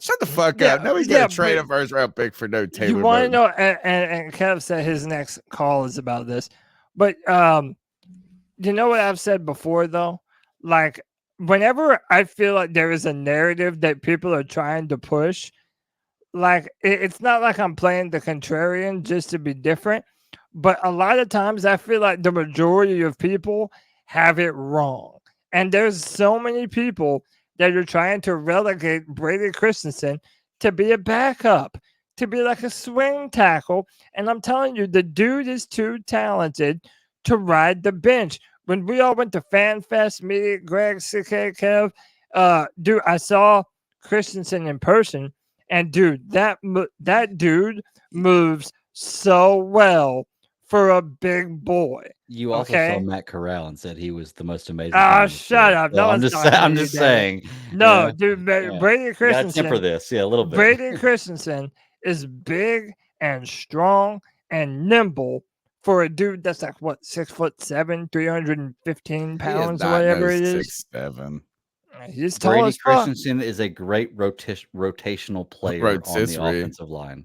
Yeah, a rotational player on the offensive line. No, he is a starter on the offensive line, dude. I don't care. see. No, dude, I will fight everyone to the death. No, on that's this. fine. No, that's fine. Christensen Is is that's a not what we're dangerous talking about. player. What Yeah, we're if he talking is, and we about have him, is Taylor Moton as like fucking amazing right now, as people say. Look, and I'm not trying to dog on him. I'm Right. just saying this is like, don't act like this guy is a lockdown tackle right now that is irreplaceable. And it's more wild when people are like, oh, I want to trade him for a second round pick. Who's going to trade for Taylor Moton unless your person gets hurt in mid-season? You're not out there going, oh, let's go target Taylor Moton. Sorry. All right, let's see if this is Kev's call. I don't know if this. Before we go to the next call, I got to settle this. Oh, is that him? I think that's G. Before you go to the next call, I got to settle this with G Baby real quick because, okay, me and G Baby had a bet last year. Actually, we had a bet that he made with a lot of people. on yeah, C3, he and I has feel people like okay? that. Now, me and him never settled that bet, and I want to go ahead and put this out there because I don't want to besmirch G Baby. He tried to pay me a number of times. So I'm not saying he wouldn't settle with me. He tried to pay, and I told him, no, let's wait. Let's have another bet. Because I always love doing that. Like, let's have another bet. Double or nothing kind of thing. So, G Baby, I'm going double or nothing with you right now. CJ Henderson will not be a Carolina Panther after this season. Double or nothing right now. We will not re-sign CJ Henderson. I believe that. Hit me up, G man, 'cause I Baby definitely loves hear it. CJ. Dude, G He loves Baby's CJ. so weird. And I hate CJ, so it's perfect. CJ Henderson will not get re-signed by Carolina next year. Dude, G Baby Double or talks nothing trash about Brian Burns, but yet loves CJ Henderson and Dante Jackson. And don't get me Like, wrong, what I do you love mean, somebody dude? being I know, isn't true it to wild? their players. I do. And sometimes people are wrong. I'm wrong all the time. Like, don't get me wrong. I'm not saying that I'm not wrong. I'm wrong all the time. Okay. But I'm just gonna put this out there. So G Baby, I know you hit me up on Twitter or wherever, man. Just let me know. I'll go double or nothing with you on that bet we had before that CJ Henderson will not be a Carolina Panther 2025. Look, is white. I don't know. My bastard son says wrong, Dad. Remember what Scott said? He said he was calling for people's backup offensive linemen and couldn't find anyone. Yeah, he was calling probably mid-season, not right now, calling for backups. And then Chad Howe, good point too, is like Moton's only 28. Geez, put him out in the pasture. I'm not saying he's over, he's done. Like, I think he's going to go out there and start. I think he can still have, but I will say this is that just because you're 28 too, there's some miles on those tires. I mean, he was picked by Dave Gettleman, I think. Or maybe it was Greg Little that picked it. No, man, but like, I mean, he's been around for a minute, homie. Like, so it's not like he's just 28 and he's been in the league for 3 years. I mean, this guy's been a Panther for 6 or like a minute. So I'm not Long saying he's time. bad. I'm just saying this is don't act like he is. Look, I bet you this is Akim Ekwonu is a better player on that line than Taylor Moton right now. That's what I would put. And he should be because he's a fucking top 10 pick and things like this and young. Christensen gave up less sacks than he did last year. And I'm telling you, Christensen did nothing to lose that left tackle position. I never doubted Akim Ekwonu's ability to play left tackle, but Matt Rule and that coaching staff had it set in their mind that if he was going to play left tackle, they had this bullshit fake competition to try and prove who was going to be the left tackle. It's not like Christensen lost. He is a very nimble, very good tackle prospect. And I do feel that Christensen is a better tackle than he is a guard. So, all right, let's go to the next call. G, baby. Pickle, you thought I forgot about you. Is this G again? I didn't, sir. I think it is. I'm on your ass. The motherfucker that said there's no QBs in this draft worth trading up for. Come on, bro. You're better than that, G. And I low-key love you. Well, we still don't know until the season comes out. You know? I love you, Pickle. I really do, G. Oh, I gotta grab that soundbite. I love you. Shut the fuck up. I gotta grab that soundbite. Sam Peoples is better than fucking Chuba. No, the fuck he ain't, bro. He ain't even better than Miles Sanders. I know you said he was better than Miles Sanders. You're my motherfucking nigga, G. But you've been talking out of line lately, bro. Who's better than? You better get on that truth train. Why? You've been my nigga since day one, G. I'm gonna let you on the train, G. You still got time to hop on the train, dog. For those who don't know, you still have time, G. Yeah, they don't think he's black. He is. Come on, bro. You my brother. Which is come on with it, G. racist to not think he's but you know, by the I want to talk about Jamie Robinson, man. I know. Hey, Twandon. I fucks with him. I fucks with him. I can see Jamie Robinson walking into a perfect situation to where he's getting leadership. Well, not he's being a leader, but he is also adapting to the leadership on this team in Eric Rowe and Von Bell. So he's walking. I see Jamie Henderson playing that Chauncey Gardner row. You know what I'm saying? Like that. He reminds me of a fucking of a bandit.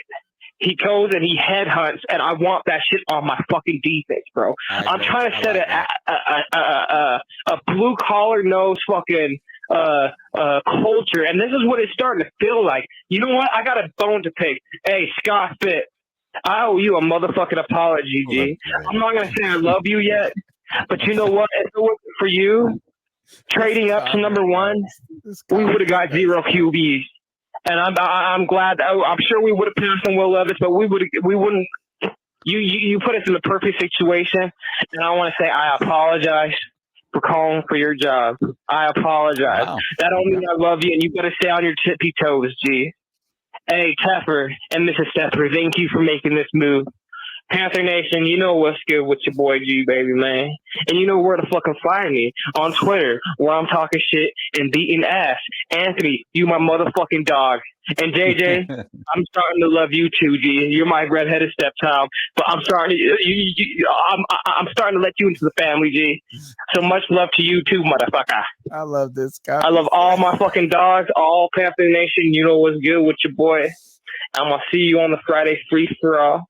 Yeah. My man said us the blacks don't claim G baby. It's stupid. Y'all so dumb, man. I just love all the shit. Dude, look, hey man, look. I know a lot. Listen. I know that G baby is not everybody's cup of coffee. Oh, he's mine though. I know. Look, I know that a lot of times Sea Dog might rub people the wrong way. And look, this is our ethos. If you're a diehard Panther fan, we welcome your opinion. Yeah. I want you to call in and have a better call than him. Yeah, like that's what I challenge. That is have a better call than G, baby. If you disagree with G, if you disagree with us, we're not telling nobody what to say, how to think, how to be a fan. So we let people's voices be heard. I love it. I love it. And Like, look, you I know love what? when there's intercaller rivalry. I like Oh, when yeah. people talk shit about other caller. Not even like when they compliment. Look, they're forming little alliances in the calls. They are. It's like that's what I dream of. Is like where people one day like script their call before they come in. You know, is like where you come in, kind of like how Jim Rome callers do. And it's just wild. Like I love it. I love energy. You know what? You don't have to love. You don't have to like the My eyes are take. big I think releases later. I can't wait. you don't have to like the take, but love the energy. G Baby always brings it. Let's go to the next call. And White Chocolate, send me your last four your numbers so I can move your call up, kind of bouncing around. This is Steve, and I'm trying to get in my cat call. Just 5 days removed from the What up, NFL Dave? draft, where the Panthers took Bryce Young, number 1 overall, our future Hall of Famer. The guy that's going to lead us to the playoffs, maybe even next year. We'll see. I wanted to talk about the brevity of that pick. I think that pick waited on everyone's conscience. I even saw Darren Gant lash out at Tony online publicly, and he's a pretty mellow guy. When did I that? think that pick did something to a lot of people. It was hard to even focus on anything else in the draft. We touched on it. We had some people picked out. But that quarterback pick at number 1 consumed everything. Things are different now. There's a new unity here. That's why you should become a member. You should subscribe now if you haven't. You should like now if you haven't. You should join the C3 Panthers community. We're going to continue to grow. I wanted to point out all the things that we did for CK and welcome his new baby to the world. Did you see that on other podcasts? Do you see so many other podcast members reaching out in support? No, you don't. What you do see is pay to be heard. If you pay, you can be heard. That's not the way it is here. That's right. You saw the draft content by C3 members that were proud to be part of C3 and be part of the draft and part of this Panthers history. I want to say something after this. Yeah, I do too. You go ahead first. It's predicated on giving back to the Panthers community. You can be a part of the show. You can call in your cat call too, just as I have. Join the community. Join the C3 Panthers podcast. Like and subscribe. Share.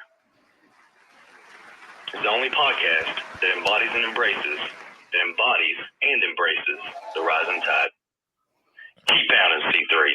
Keep pounding, dude. Listen, I love me some D's ill skills, bro. Me Dude, too. he has, in Cool a as very fuck. short amount of time, he has become literally like the brand ambassador for Yeah. the C3 Panthers cool guy. podcast. He does dude. some good graphic shit too. Yeah. And, Like, do it. Follow him on Yeah. Twitter, man. D's ill skills. He puts out these great edits, like Mhm. these really artistic edits of Mhm. Panther players. Really, really cool. But he also, dude, he's always rocking the pod, always promoting C3. At the end of the free for all, he will give a speech that will have everyone like an applause, and everyone's He's a been motivator. fighting. Yeah. Everyone's been fighting all day, and then D's will come in, drop some knowledge, and everyone's like, I want some of whatever that dude is on. So shout out to my guy D's. He's incredible, bro. Well, shout out to D's especially, but he brings up a great point that, you know what, we can't ever say this too much. And I just want to thank Tony, to be truly honest with you, because like Tony, Cody, CK, y'all are some of my best friends. Same. And the group, the relationships I have made with C3, I run a whole nother podcast just on people that I met that are C3 Panthers fans. Okay. Yeah. Like, so that's how deep this goes. Tony, you and Joe and everybody else who started this whole thing up, man, you guys started something fantastic. And I'm so glad that you accepted me to be able to come on here, help out and do all this stuff and just be part of the show and what you've created. This is a community of all other podcasts I watch, sports, comics, anything else. I don't see this fan community like I do with the C3 Panthers podcast. Tony, I got to thank you for that, man. I really do. Well, thank you. You're the No, godfather. thank you. No, thank you guys. Thank you guys. Look, I know I talk a lot, right? I'm Italian. I talk a lot. I might want my opinion heard. I want to tell you guys what I think. But I do truly, and I hope that other people see this, is I don't want ever this show to be about me, though. No. You know, I mean, I do have an opinion, and I'm the host, and I'm supposed to have takes. I'm supposed to lead conversations. I'm supposed to do these things because, I mean, it's not just like it just magically happen on its own. But I've never tried to be an authority. You know, I've never tried, and I hope, and maybe I'm wrong. Maybe I've missed, you know, I don't think I've come across this way. And like he said, the kind of pay to play mentality, certainly, look, as we're trying to continue to grow the brand, certainly we appreciate everybody who donates.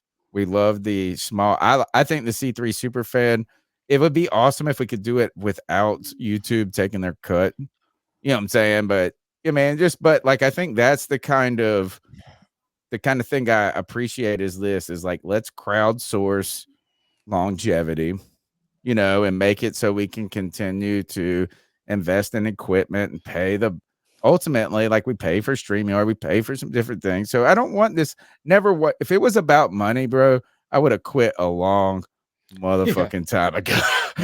But I don't want it to be about me. And it's been really over the last few years that finally the vision has come into fruition, you know, where the calls are like crazy. People are putting the tags in the gang is happening. Mm-hmm.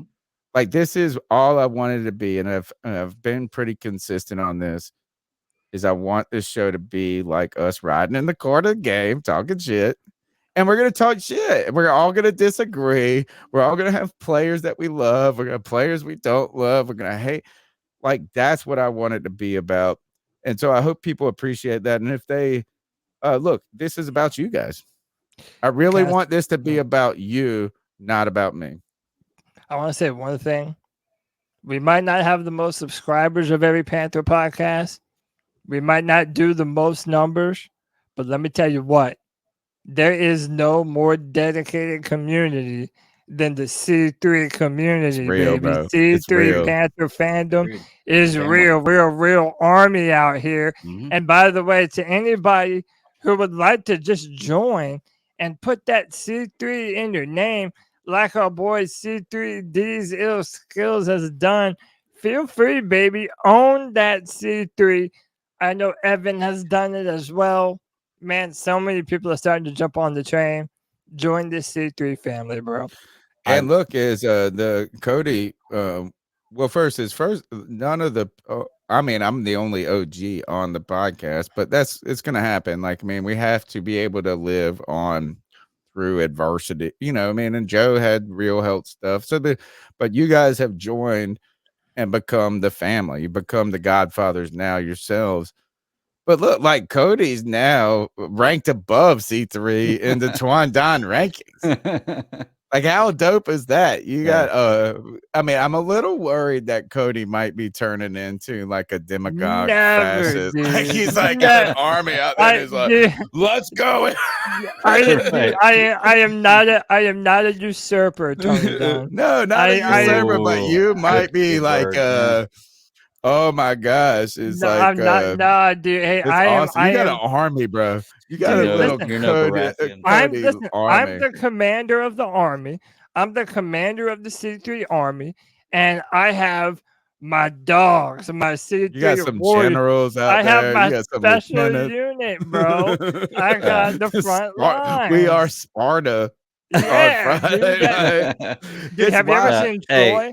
I'm like an Achilles with the myrmidon. Yeah, it's funny you describe this as a C3 army, because somebody who has been in the army, like, I feel the community that I have with the Panthers fans. I talk to C3 fans on DMs and everything out throughout the day more than my wife. It's crazy, man. Like, it really I'm is telling crazy. you, I'm weathered the pandemic.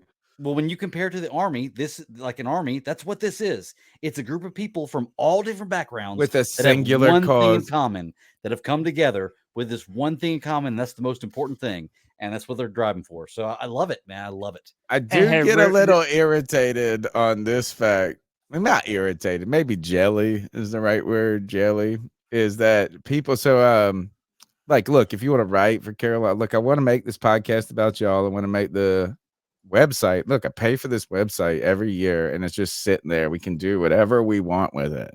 Oh, people are hitting me up to write. I know. Why they hit you up? That like Cody is like, I feel like they're so disarmed by Cody, and they're like, I'll talk to Cody, but I don't know.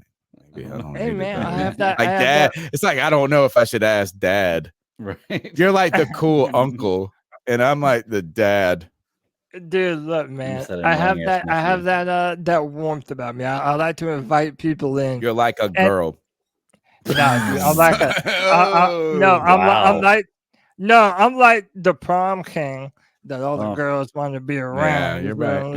Yeah. Dude, my students don't hang out and talk to me afterwards, and it's like great. And I'm like, thank God. When they do, I'm like, please, I don't give a fuck.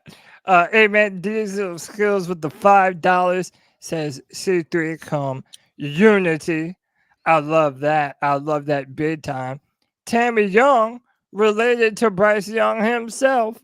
Hey, that's the narrative I'm running with, Tammy. You're of relation from now on with the $3 super sticker. You know we appreciate you. And then 910 Panther fan says #1 Panthers podcast. Period. And you know what, Tammy Young as well. Like if Bryce has nothing to prove, that's fine. I understand if you're he's your nephew, it's fine. If Bryce Young ends up being the guy, you can personally come on here and chastise me and tell me. Oh, you can do it anyway. It doesn't even have to be the guy. You can get up here. And I have no problem with that. Seriously, I want to be wrong in this situation, and it's almost weird saying I want to be wrong because I'm not saying that Bryce Young is going to be a failure. He's just not the guy that I want. You're not a dreamer. You're not a dreamer. I'm skeptical about what he can do. You're not a dreamer. We're going to see what happens. And if I'm wrong, then it's going to be a great day. Well, that's what we're hoping for. Yeah. That's what we're hoping for. Let's go to the next one. White Chocolate said this is our band name. Cody Lack and the C3 Podcast. Yo, what's up, C3? It's Evan Sports Talk here again. What's up, Evan? Post-draft, I'm happy about the draft. I can't lie. I mean, there's some picks that I didn't like, but I'm happy about the draft. I'm happy it's over. I'm happy we got a franchise guy. I already got that pre-order process blue Bryce Young jersey, and hopefully that comes soon. But yeah. So I just want to come on and give my opinion and ask you guys.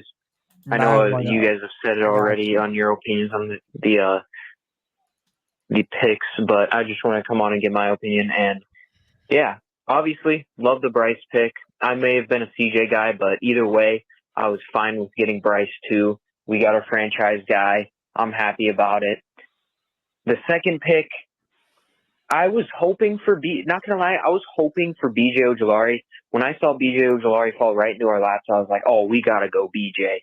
And when we didn't and we took Jonathan, I was a little like shocked. I would say I was shocked, but I was still happy because he's still a good pick. And as long as I can see him becoming our team, AJ Brown or DK Metcalf eventually, because Ole Miss comes out with really good receivers most of the time. And a lot of the times they're taken in the second round.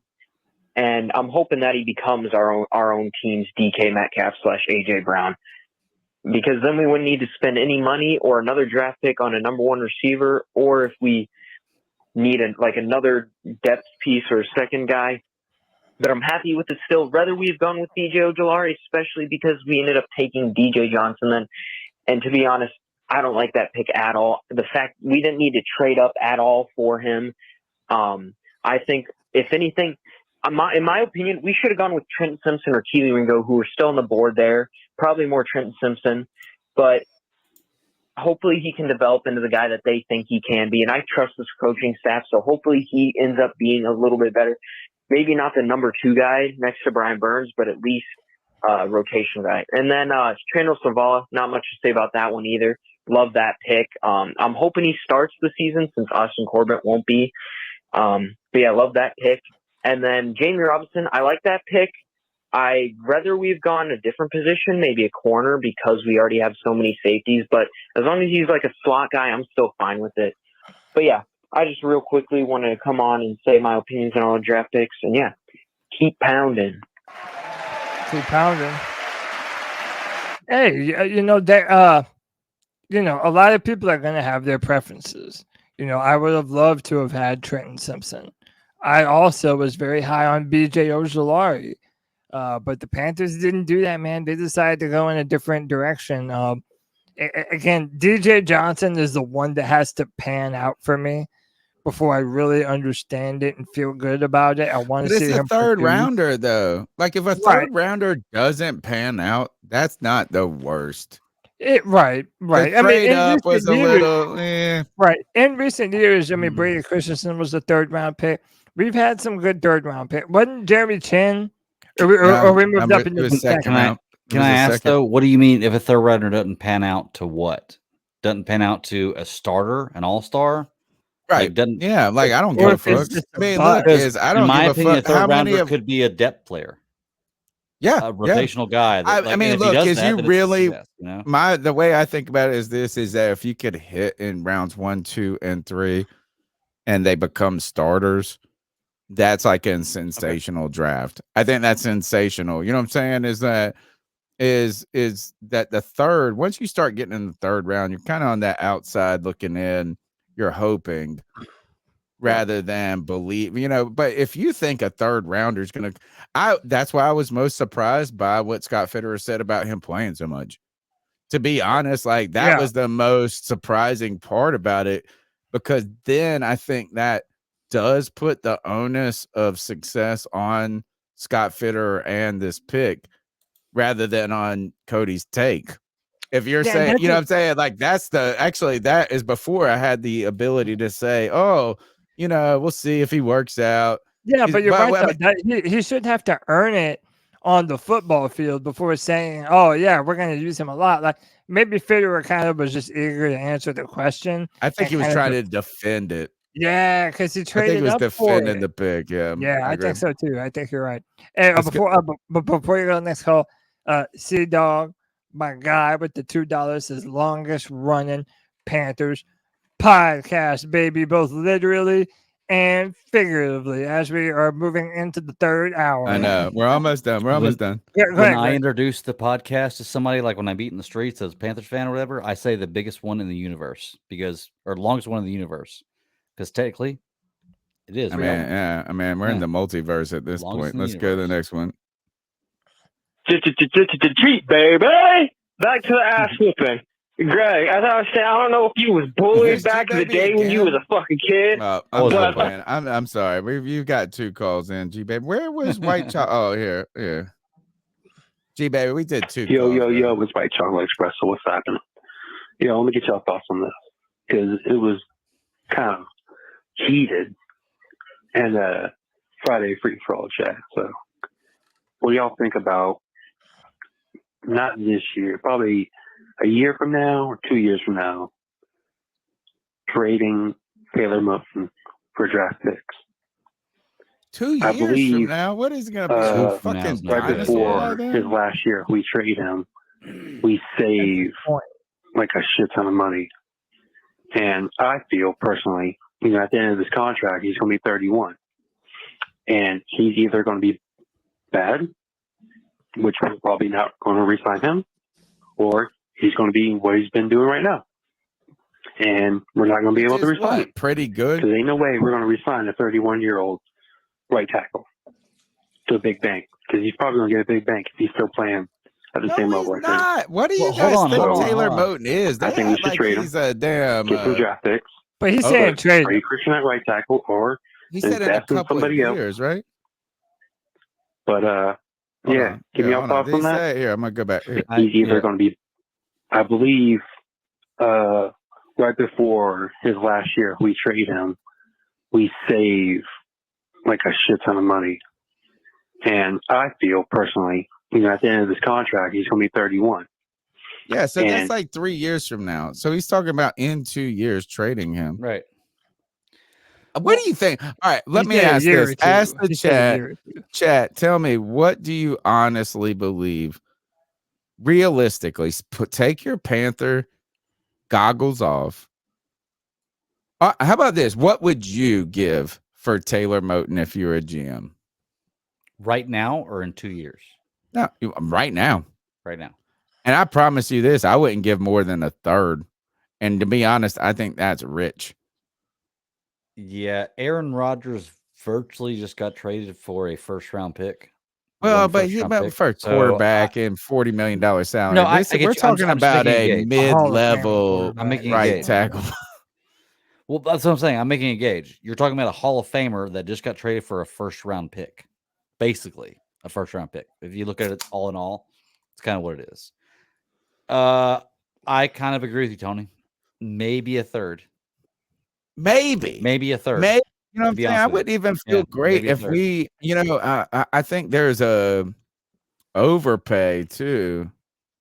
Like you got to pick up his salary too. You don't like, think you could finesse a team out of a second round pick? Like, let's say they're desperate. I kind of. Oh yeah, I think mid-season, yes. Mid-season, yes. Mid-season, yes. Like if you are on a team that you believe has a real chance to do some shit, and then your tackle goes down, and you're like, man, we need something. Yes, I believe that. But I'm talking about right now, before shit's getting hopping. Like if we put him on the market, I think best case scenario is third round pick. Best. I agree with you. I hope that they we're give lucky there. Christensen. I hope that they give Christensen a few different snaps at right tackle this year. Let's just see what the dude has. I mean, the dude is incredibly athletic, and that you know what is he might get it by necessity rather than right. You know what I mean? Like those are the great things about these. Right. Look, that's why I don't want to kick Taylor Moton to the curb. That's why I'm not saying trade him.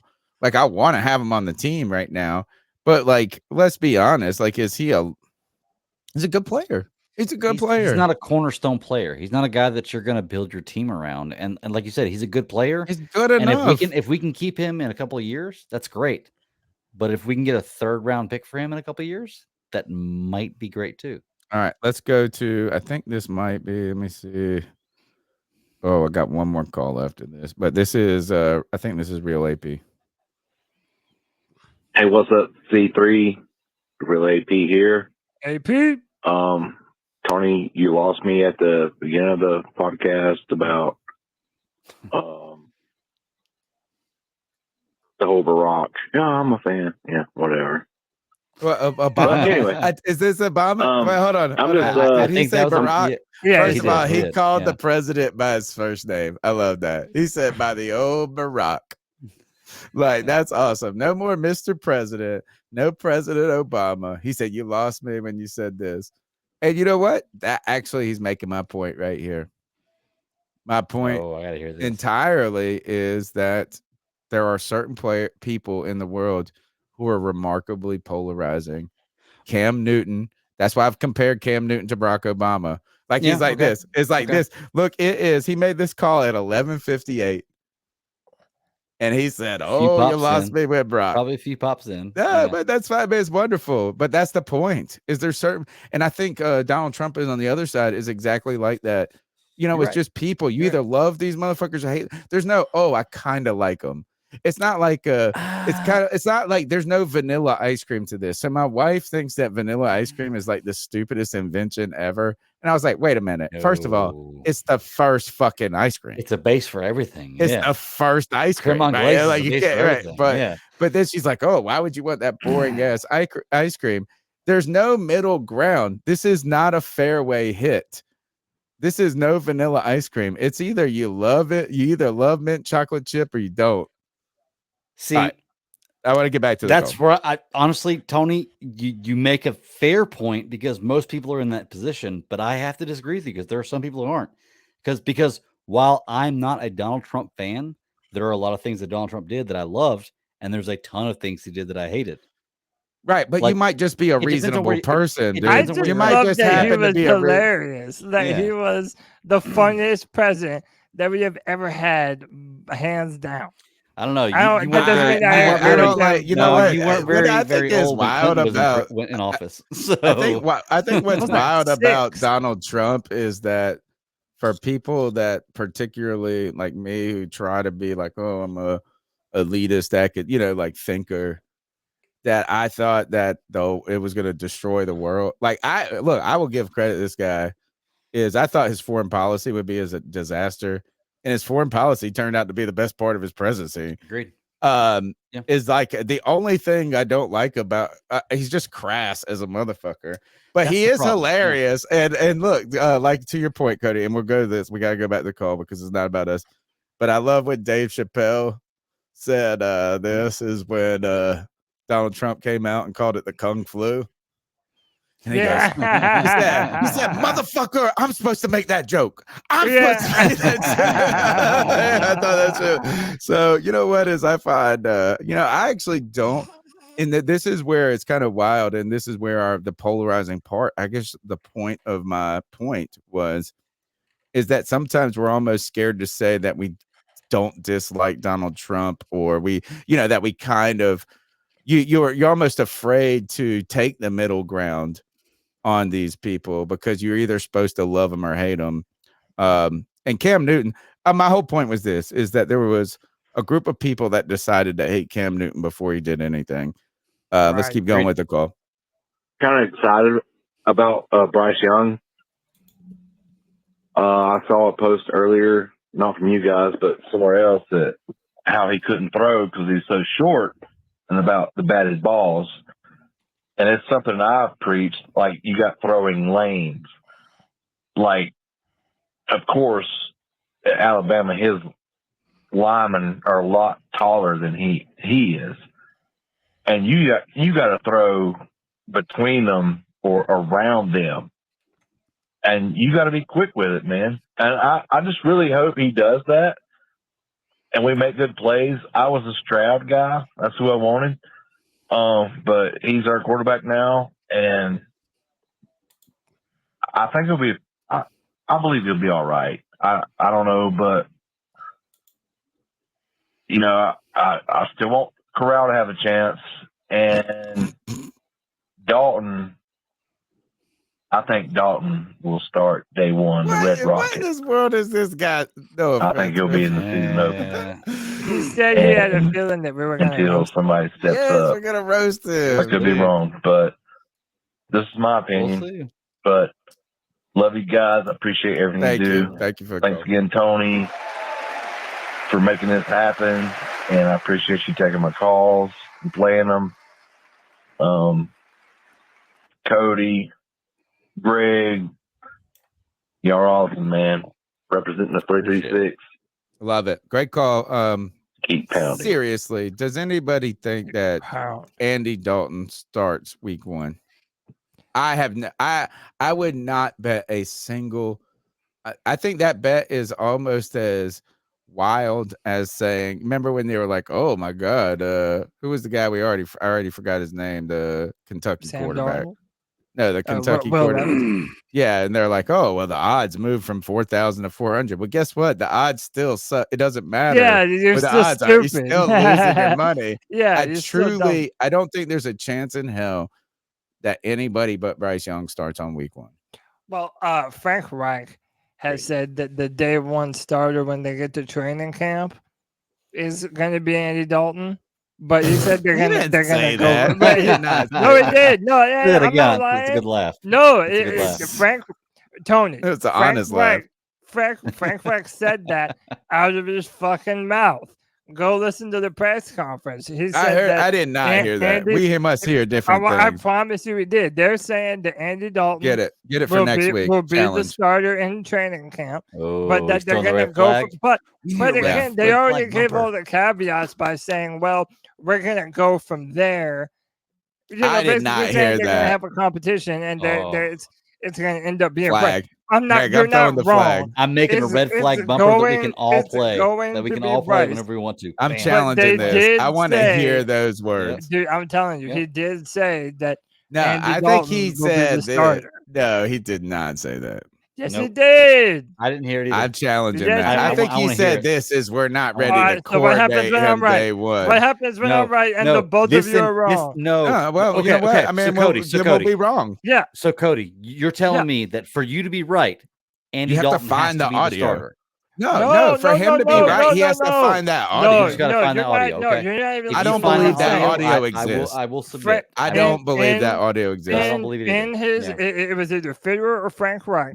They said that Andy Dalton, when training camp starts, that Al. he is the starter right now. And Al by the said way, it right. No, Al said they're not going to give him the chat starting job room. right away, but they did not say Look, that the chat Andy room is Dalton would be the vindicating me. starter No, from day look, one. the chat room is trade on up my for that side. pick Okay. and The draft chat him. room is No, Get the on clip. my Get the side. clip, no, chat. I don't give Next a shit. Tuesday. You do not trade up for that pick and draft him to I'm not right. be the starter. I'm right. Here, That's I want to fine, hear but the I'm right. audio, not sorry. tonight. Fine, Chat, but I'm chat, still make me right. feel bad. Look, you don't like that anyway. Come in here next week. I want to hear those exact words. You said this is that Andy Dalton will be the starter in training camp. When they go into the season, he will be with the number ones first. I want to hear it. That's what you. I don't believe that audio exists. Everyone in the chat room that's is fine. saying that That's he fine. didn't That's say fine. that. I want to. They can keep saying it. I want them to produce the clip next Tuesday. Or you can, you know what? Tweet me at @cat_chronicles. Hit me with the shame me. Shame me on this. I want to hear those exact words shame because the both I of didn't hear you the same thing. for I doubting heard me. I heard they said this. We're not going to give Bryce Young the number one right away. That's different. That's a different statement. No, it's not, because if they're not giving it to him right away, then They're not going to Dalton give is it to the Dalton right facto away number either. one. He didn't say they're giving it to Dalton. Okay. He is going to be with the ones the first Okay. week. I don't believe it. Let's go to last call. What's going on? This is Jay Anderson hitting y'all up.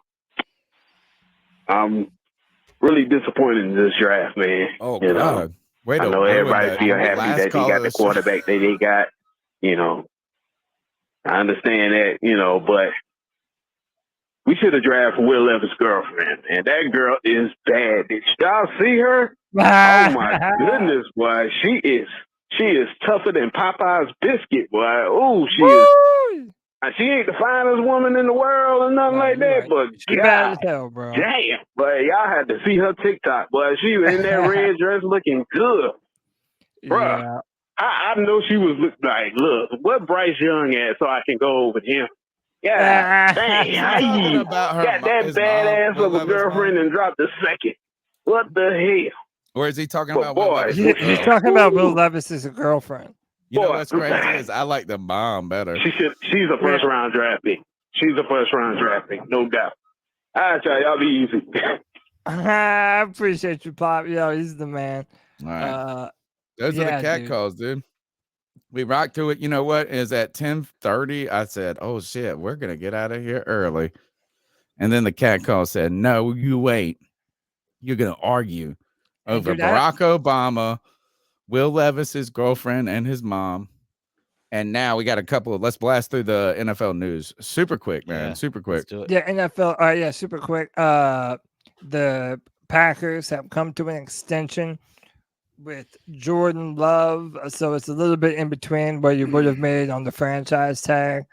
Kind of smart. Like if he actually is good right here, they get another year before they have to make a decision. Right. 22.5 million, 13.5 guaranteed.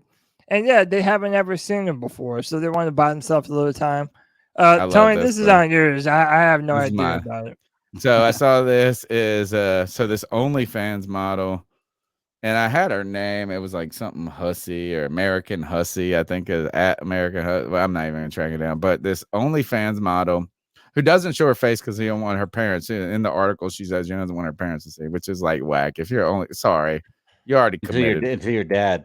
Yeah, buys into your it's like, OnlyFans. yeah, exactly. Your dad's jerking off to yours, but So it says mysterious OnlyFans model sends DMs to NFL draft picks. So she emailed every single potential offensive lineman that was going to be drafted, like in the first couple of rounds or whatever. And not email, but then message them on Twitter or Insta or whatever the fuck it was. Something nice. It was just like, oh, rooting for you in the draft.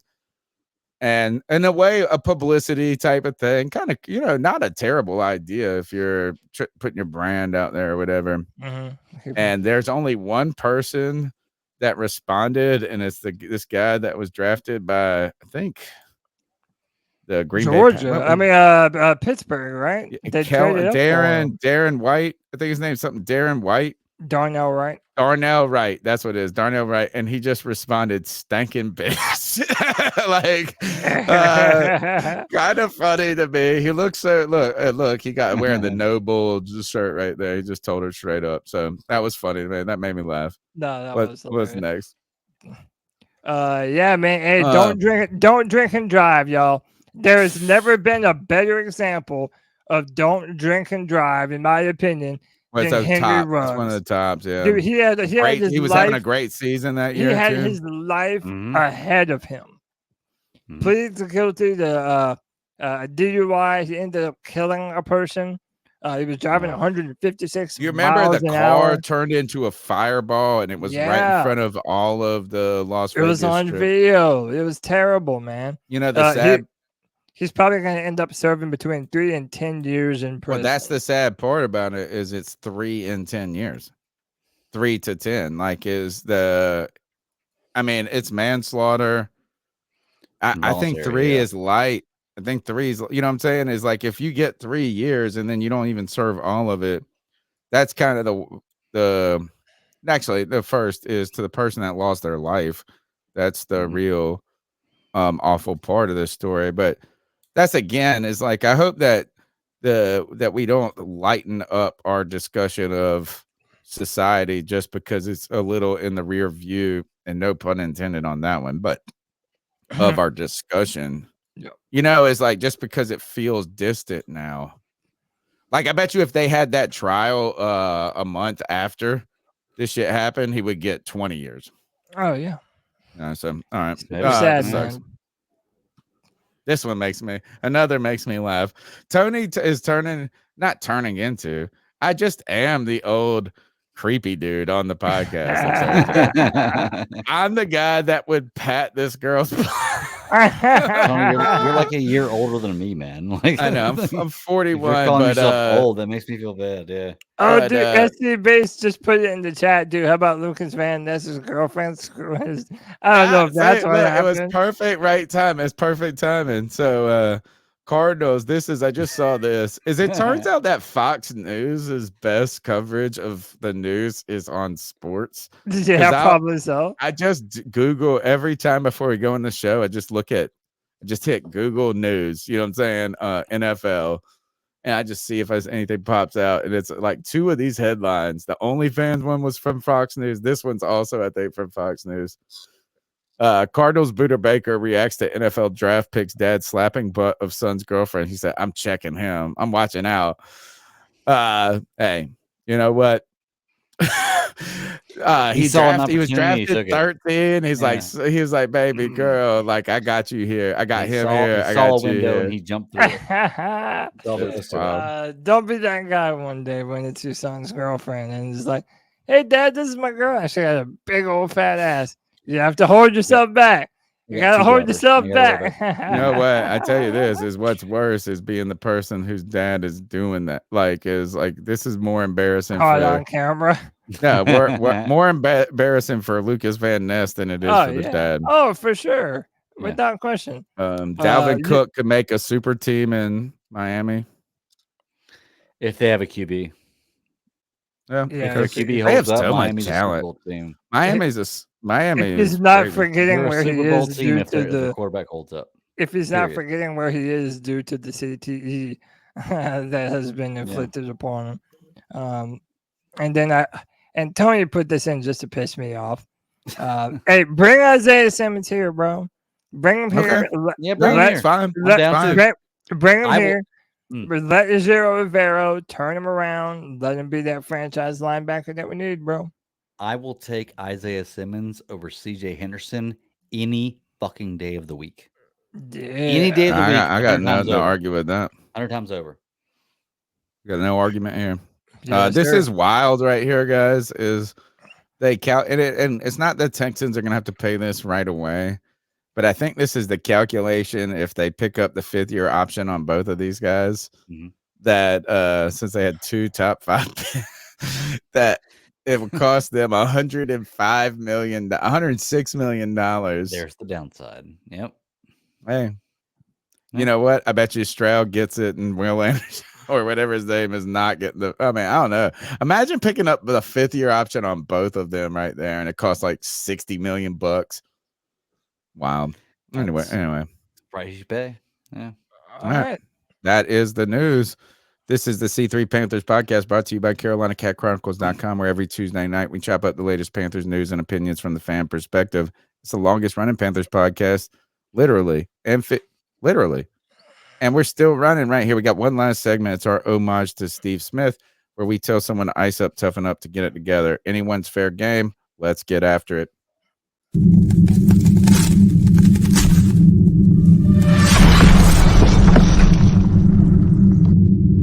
Ice up, son. Ice up. Get in there, fellas. Yeah, I guess I'll go first. I have a few different ones.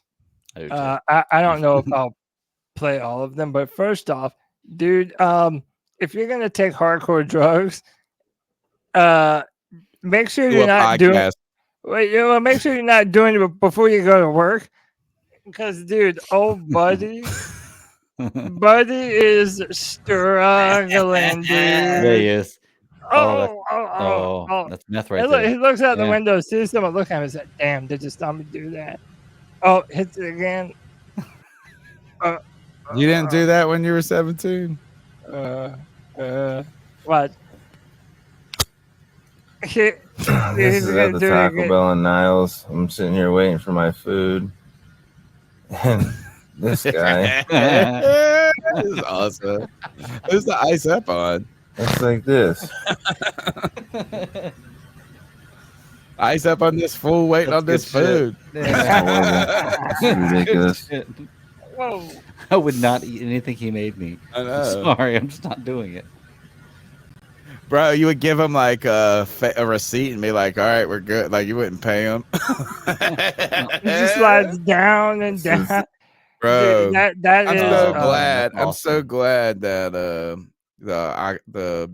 oxycodone and shit was after my era. You know, they didn't invent that shit till 1999 and ruined a lot of. I know people that died after it that I worked with when they were younger. Thank God I didn't have that. We used to do nitrous balloons. That's what we used to do. Whippets. Do whippets. Yep. Oh, Oh, dude. Yeah. Whippets. Dude. With a cracker. My favorite thing, we used to do that. And then we would do it in the middle of the yard and tell them to run. And you just run into the yard. Stupid. This next one. Why are people jumping off of houses into pools? It seems like you want pain for yourself. Oh. You know what? I bet you the other guy broke his legs. The guy that went down deep. Yeah, that's what I thought. Oh. Yeah, that yeah. Dude, that hesitation. Yeah, that'll. I bet you the other guy's the one that got killed, bro. He probably broke his legs because that pool's only probably at the most 8 foot deep. Well, I'm icing up. You better tuck them legs, homie. With this one, I'm icing up whoever would get on this freaking ride, dude, and scramble their brains. I would totally get on that ride. Yeah, There's a ride like not that. me. Fair that I have. Nope. Say fair that I have. I would definitely Nope. Nope. Dude, look at it. I would definitely get on that. Oh my gosh. Watch, wait. Yep. You got one like that. Yep. Bruh, I don't know about all that one, dude. Oh, yeah, I would. That I might love be that a stuff. little bit much for your boy. I don't like them types of rides. My final one. You're pulling a Tony tonight. I love it. Yep. You cannot convince me that this woman wasn't trying to commit a murder homicide on her baby, dude. She has her baby in a stroller, and it's a windy day wherever she is, and then this happens. So the wind takes away the blanket, and then she just falls. But look her. Oh no! Oh, you are the man. Yeah. Lifesaver right there, man. Jeez.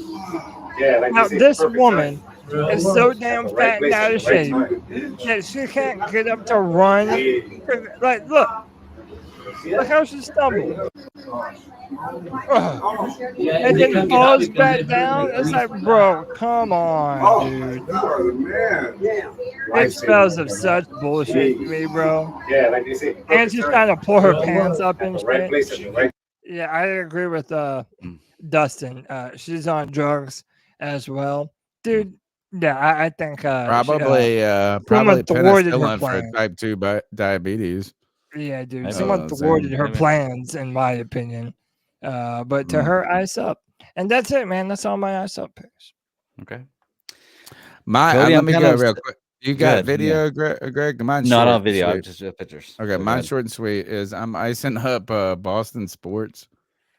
I hope that I assume that a lot of Boston fans have drank bleach over the last 2 days.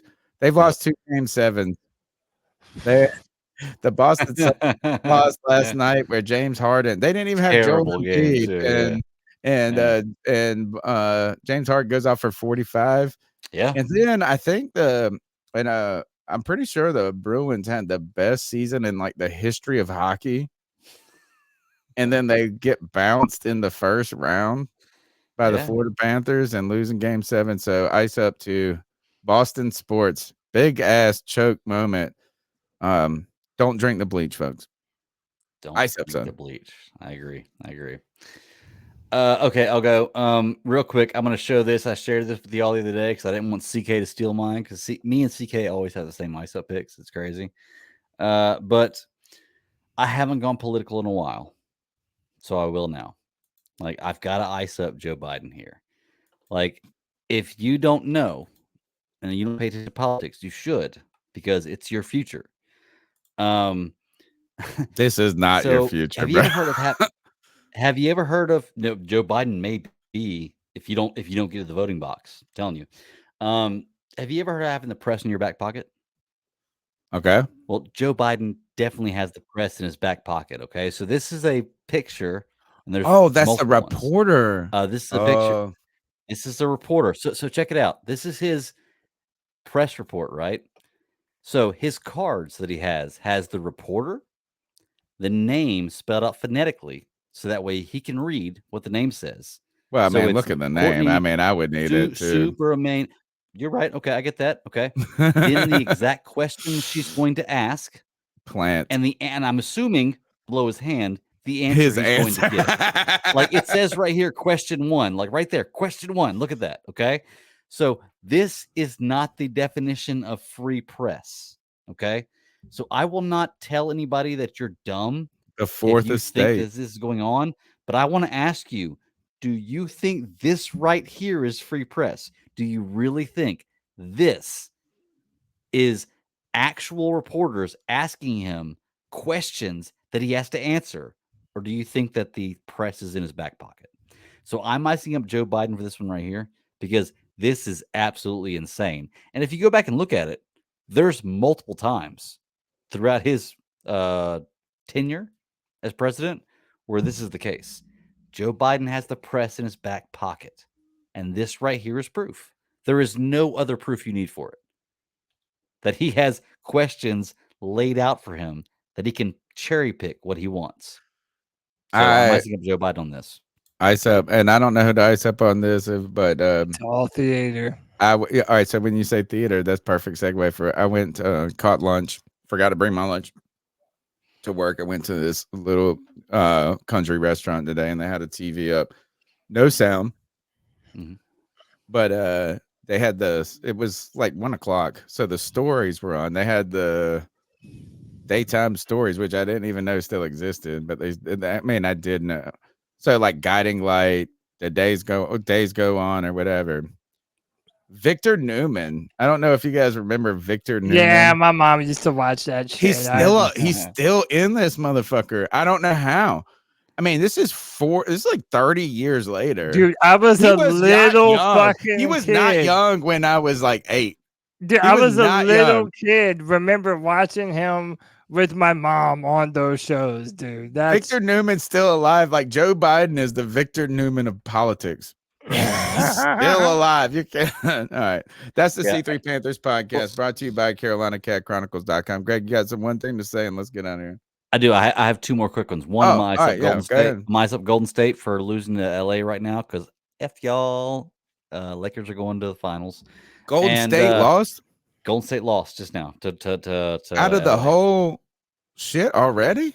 Yeah. Well, no, they lost game 1. They lost game 1. Oh, okay. I was about to say, I thought they just got into the game 1. Don't worry, LA Steph about to go up from 50. LA and 5. Check out the 5 and 5 podcast on GCS channel. Like we're covering NBA playoffs. But I wanted to ice up one. I wanted to ice up one more person here. I want to play this music so bad. I really do because I want y'all to hear it, but I can't. But I can read the lyrics. Okay, so do y'all know who Smokey Robinson is? Yeah. Okay, so Smokey Robinson is, let me check, 83 years old, coming out with a new album this year. What's wrong with that? Okay, there's nothing wrong with that. Okay. Oh, the name of the album is Gasms. Okay, he's a man after my own heart. It's a self-titled album, which means the lead song on the album is Gasms. Is the name of the song. I didn't pull up the names of the songs on the album because it's pretty funny. It's like I think I'd fit in there. I think is one of the names of the song. So it's pretty crazy. But let me read let me read you the lyrics to the first song, the title song for this album, Gasms. When I look at you, it makes me feel better than good. And what I see is you and me together forever. I'm knocking on wood. Every kind of gasm in the book. Each time I has them. Every time I don't see anything wrong with this song. You give me eye years old, dude. You give me eye Close your eyes when I'm about to finish. You're responsible for my gasms. Like, oh yeah, this is insane, dude. Did you see? Did I send you guys the shit? Did I send you guys the shit about the? I gotta say, I can't believe I forgot to read this earlier. We got a $20 love bomb from Rockhead 81. Says, thanks guys for keeping my ears tingling with Panthers content. Rockhead, we love you, brother. My Smokey Robinson keeps tingling. He can do it. Yeah, right. Yeah, apparently. Apologies for reading that so late, man. If his wood gets that hard at 83, good for him. Bro, did I not send to you guys? I'm pretty sure I sent this to you. Somebody sent it to me. It was the karaoke jerk off karaoke. Yeah, dude, I posted. You're the one that sent it to me. Yeah, like that is like I fucking like I'm all in. I've never sung karaoke, but I'll give it a shot. I posted the dumbest response. Someone tagged me in it. I was like, "Yo, Cody, what you think about this?" And I posted the dumbest picture and the dumbest caption. Like, how do I join? How do I start? It had over 1,300 likes. Wow. Dude, I'll get jerked off and sing karaoke. Man, them Korean people are onto some shit that we don't know about. The Japanese, dude, the Japanese are wild. Yeah, they're onto something, man. Just like Smokey Robinson. This is C3 Panthers Podcast, brought to you by CarolinaCatChronicles.com, where every Tuesday night we chop up the latest Panthers news and opinions into Wednesday morning. Cody Lack, let's get the hell out of here. They know who we are. Yeah, Let's they go. do. C3 Panther Nation. Until next time, keep pounding.